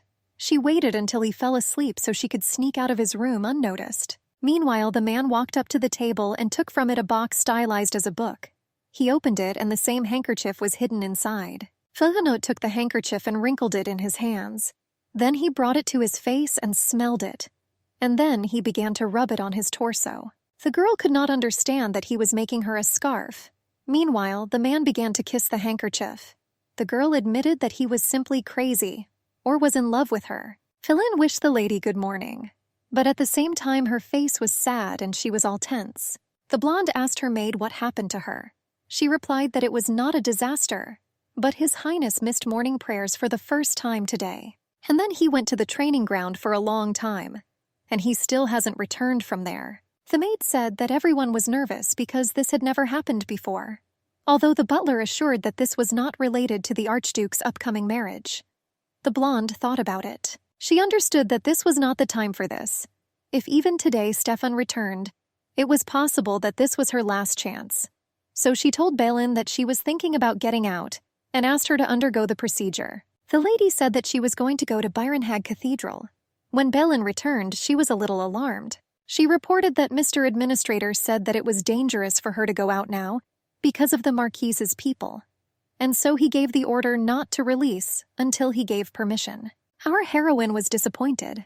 She thought for a moment, after all, she knew that Stefan wouldn't like it, but she could ask someone higher than the Marquis for permission. She asked the maid if her grandmother was there. Balin said that she went to the prayer room and she thought that the lady should return in the evening. Then the girl thought that she had the option of asking permission from the Duke himself, but she doubted whether he would listen to her. She should have given him a logical argument so that he would approve, and she believed that the reason should have been beneficial for himself, and then she decided that she would say that she would go with Dirk. After all, everyone in the family knew the importance of Juliana's wedding to Dirk. She thought it was worth trying to ask His Highness, and she asked the maid to take her to the training ground. Balin asked for forgiveness, and she informed the lady that women were not allowed to enter the training ground, but she could have passed it on to the servants instead. The blonde thanked the maid. She said she was going to go with Dirk. He still wanted to go out with her, and she asked him to tell His Highness that there was no longer any need to call the royal physician, since everything has already healed after the incident on the tree. Our heroine sat on the bench, waiting. Balin brought a document with an official seal to her on a tray. She said she barely got it. The blonde was holding a paper in her hands. This was such a welcome permission for her to leave. She thought that this was the only thing she didn't have, so she lived unfairly. But now she has it, so it would be great if there were a place in the future where she could use it. Balin said you could never know for sure what might happen outside. Therefore, armed knights will join them. The girl realized that even the Archduke did not want her to run away, so it was not surprising. For some reason, she became curious about the Archduke's reaction when he gave permission. She asked Balin about this. The maid said that His Highness did not sign anything, and she thought that the official had finally obtained permission to make the request. This was not surprising for the girl. It was difficult for her to imagine Binut obediently following her request, but he had no reason not to allow her to go out with Dirk. Then she thought to herself that she was too preoccupied with obtaining this permission that she did not even ask Dirk himself about it. And the girl told the maid that as soon as they finished with the outfit, she would immediately go to Dirk. Soon the blonde was already knocking on the guy's door. She called him and asked if he was there. The guest of the mansion joyfully greeted Juliana. The girl saw him already dressed and thought that he already had some special meeting planned. She told him that she would like to go to Manhwa-Hub Cathedral, and therefore received permission to leave, and she asked if he had any agreements. The guy assured that as soon as he heard about this, he immediately began to get ready, and he said that he was going to come to her anyway. But she got ahead of him. Seeing the silent question on the girl's face, he explained that the administration clerk came to see him, and he asked him if he was going to go with Juliana to the cathedral for an hour. The girl apologized that she could not tell him about this earlier. Dirk said there was no problem as long as she didn't want to go with him. After all, she received permission to leave anyway. Our heroine thought about Dirk, and how long will this deception actually last? The guy was already walking along the garden path, and the blonde followed him. She wondered what she should do to prevent him from being emotionally hurt by her. The guy saw her upset face and understood it somehow in his own way. The girl asked him for forgiveness. He put his hand on the girl's head and told her that everything was fine. Dirk asked her if she had already ordered a carriage for them, and he asked when they would leave. The girl replied that instead of a carriage, she was going to ride on horseback. The guy was extremely surprised, and he clarified whether Juliana was serious about riding. After all, if you belong to the aristocrats, then you were definitely taught horse riding from childhood. But in most cases, it was just a formality. Those using a carriage and coachman did not need to bother with horseback riding. But now the girl wanted to rush as fast as she could, and she told Dirk that she knew how to drive. He was amazed because as a child, Juliana liked to torment horses much more than to ride them. The guy saddled his horse, and the groom prepared the horse for the girl. Dirk told his companion that he had found something that she couldn't do without. He was carrying something made of silk fabric to her in a basket. The girl asked what it was, and he told her that it was a defense. He assured the girl that he did not doubt her riding skills at all, but because he was worried about her, and he personally helped her put it on her feet. It was surprising to her that the aristocrat would bow so low, and he was so pleased with it, and Dirk seemed happy about this, or perhaps his feelings deepened. She said she would do it herself. The guy straightened up sharply and began scratching his head. The girl asked him what happened. He replied that he was just watching how she fastened it. The blonde said that she had already done everything, and she suggested we go quickly. She insisted that she wanted to do a lot. Soon our heroine was already in the saddle, sitting in a man's style. Her legs were in stirrups and her shins were protected by special fasteners. The girl boasted to Dirk that she got into the saddle the first time. Her eyes sparkled with delight. She admired the sky because it looked much closer, and the ground could be seen much further. On the training ground, the girl saw the Archduke from afar with a sword in his hands. Seeing his face, she remembered how he smelled her handkerchief in the evening. Spurring her horse, the girl urged Dirk to quickly hit the road. The gates were already open and 2 horsemen were leaving through them from the Archduke's estate. Seeing her leaving the mansion with another man, the girl wondered what Behanut was thinking about now. Fram approached the gentleman when he was already in the garden. He informed His Highness that the royal family had sent the items he had previously requested. The butler handed the package into the man's hands, and he said that letters also arrived in the morning, and that he left them on the table in his office. A puppy was spinning under my feet. The Archduke asked how the investigation was going. The butler clarified that we were talking about an investigation into a brothel that was located on the lands of the Archduke. The guy read from the scroll. Brian began to report to His Highness the Archduke. He reported that brothels operate secretly, therefore they are difficult to find. But he continued to visit them one after another. However, he has not yet found information about Maria, a girl of 20 years old. He reported that unfortunately, due to the recent closure of the Orpheum brothel, he was unable to conduct an investigation. It looked like it would be difficult to get information about the girls who worked there.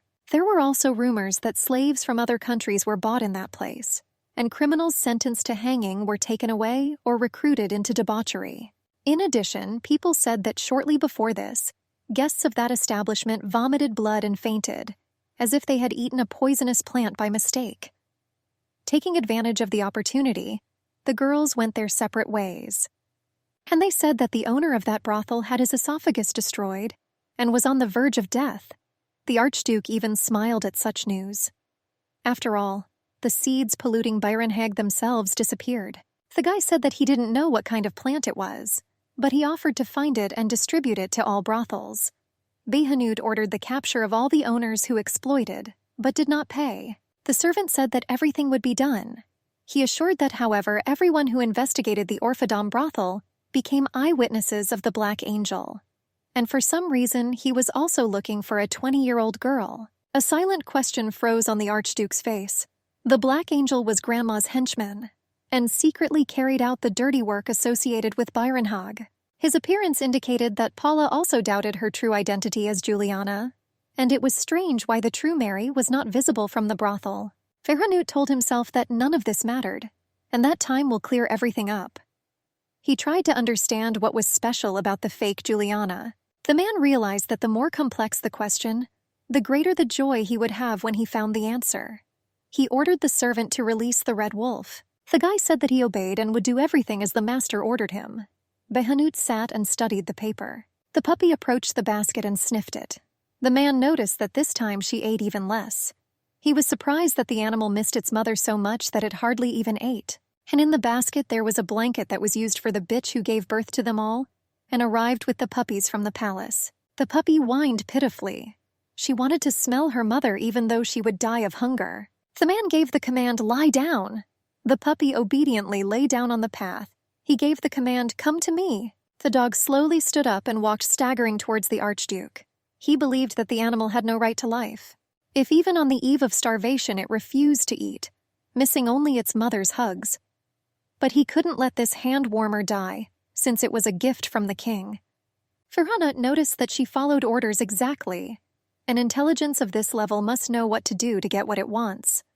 He threw a tasty ball onto the path and ordered him to eat. The puppy looked into the man's eyes and whined. The Archduke looked down on him as he devoured the meatball. When the dog had eaten almost everything that only crumbs remained on the path, he said, "Well done." When the puppy lost interest in the leftover food, Beanut took a blanket from the basket, laid it on his arms, and invited the puppy to climb into his arms. The dog came up and whined. The man took her thin body with one hand and placed it on his lap on top of the blanket. Soon the warmth of the puppy began to be transmitted to the Archduke, and he felt peace, and the dog curled up and fell asleep like that. The man also began to feel drowsy. He remembered how the blonde said that she couldn't see her eyes, which she considered the mirror of the soul. He rubbed his forehead, and I asked myself why it was her. Meanwhile, our heroine got off her horse. Dirk assured that they rode for 20 minutes, and he praised Juliana for her amazing skill. But he was worried about the condition of her ears. The girl said that her ears were really a little frayed, and I thought that on the way back I would probably have to take them off. Soon the couple was approaching the cathedral. The priest joyfully greeted them, coming out to meet them. He said that he received word that they were going to visit them. He introduced himself as the priest Thetis. The blonde curtsied gracefully and thanked him for coming out to them. She said that she came today with a friend and introduced Dirk to him. The guy politely bowed his head. The priest said that they had come a long way and invited them to pass. Our heroine was amazed by the beauty of the interior, and she couldn't hold back her exclamation. The girl was amazed at the beauty and sophistication of white lilies, and Dirk said that it looked like they had prepared them especially for her. She assumed that such an attitude could be towards the Archduke's sister, and she thought that if she was spoiled by such privileges, then she would not be able to hate him in the future, no matter what happened. And the red-haired assistant Beanut watched the couple through the doors of the cathedral.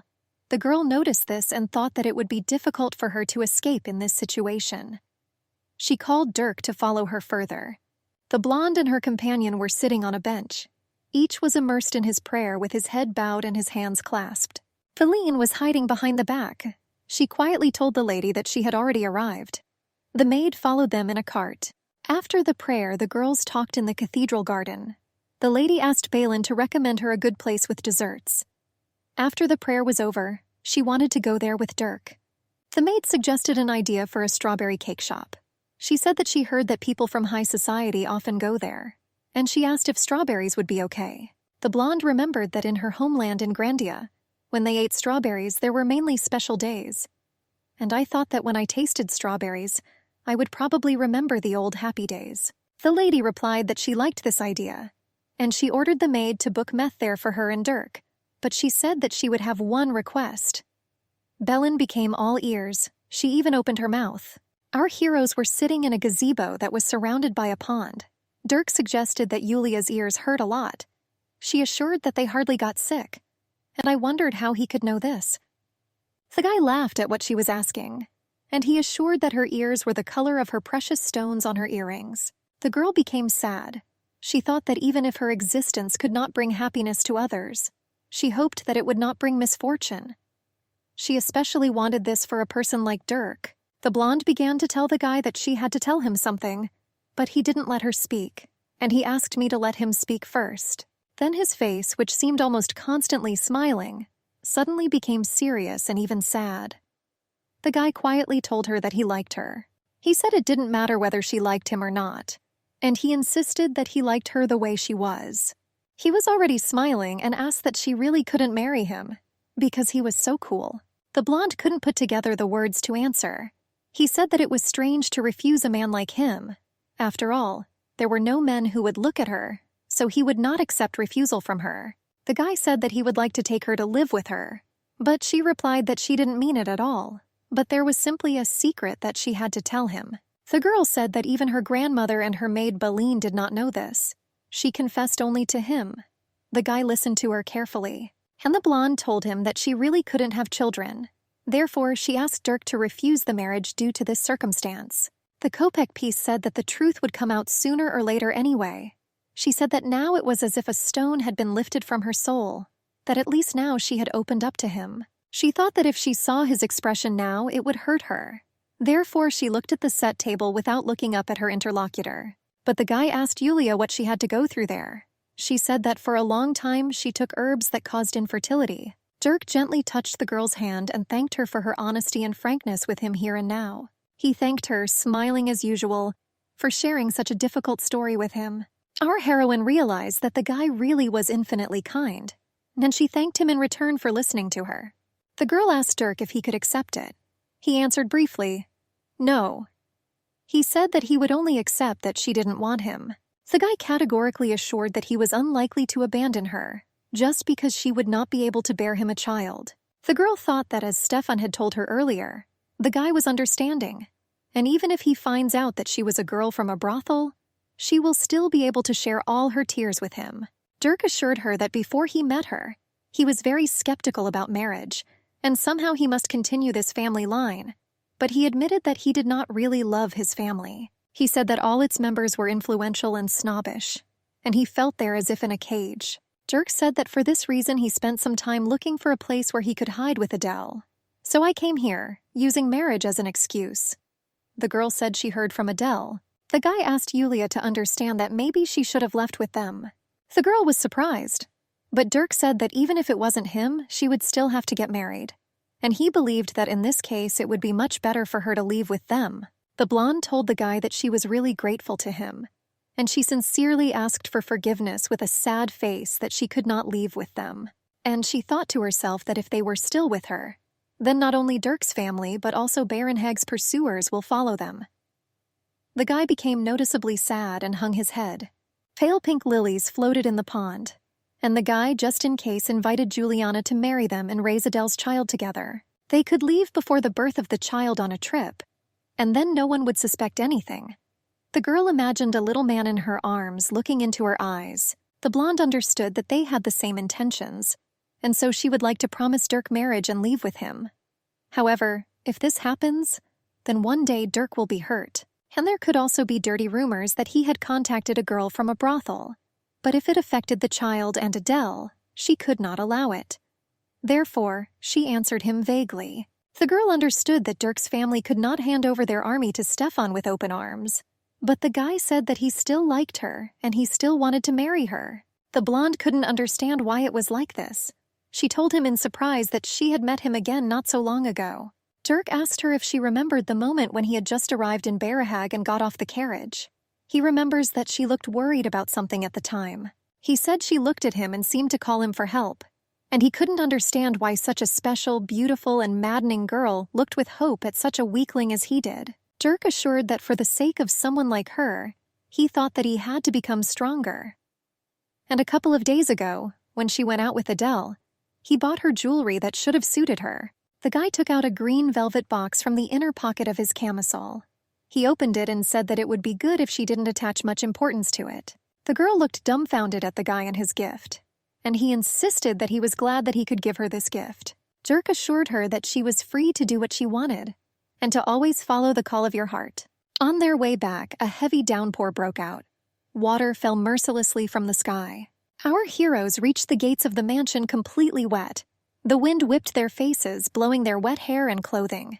Dirk's face looked rather worried, and the blonde seemed to glow with happiness for the first time. Soon the girl was already in dry and warm clothes under the blanket in bed. Balin was busy nearby. She worriedly asked the lady if she was okay. The girl just coughed, unable to restrain herself. The maid had a large dish in her hands covered with a lid. She reported that while the wet lady slept and warmed up, the manager brought her beef soup. Balin assured that she could hardly stop him, promising that he would make sure that the mistress would definitely eat him. The blonde thought that Brahm had no need to worry about her so much. When she opened the cap, there was an appetizing and aromatic soup with beef and vegetables. The blonde was telling the maid that she would like to rest a little more. Balin left the room. The fake Juliana deftly took the paper out from under the pillow. This was permission to leave. Initially, she was supposed to return it, but she said that she had lost it and therefore now kept it a secret. She was planning to go to that store in another 2 months. She held the paper in her hands, and I remembered what happened 2 days ago in the cathedral. Balin then thought that aristocrats never ask for anything, and it was so funny to her, and she asked the lady what kind of request she had for her. The blonde said there was an art store in the shopping area. She asked to go there and ask if the previous owner was there. The maid summarized her mistress's request. The girl said that it was in search of something that she did not want to advertise, and that's why I wanted to go there quietly. The maid promised to do everything as the mistress said. Soon the fake Juliana returned to the cathedral bench with Dirk, where she had left him before. She was surprised that he was still here. The girl folded her hands to pray. She asked God that her grandmother, Dirk, and Adele would never experience pain in the future, and she asked him to stop her passion for Duke Bayonet. Feline, returning to the cathedral garden, told the lady. She was told that the previous owner was planning to move in 2 months. It will be on St. Peter's Day. The girl was disappointed by such a long period of 2 whole months. She sighed loudly in frustration and the need to delay her plan.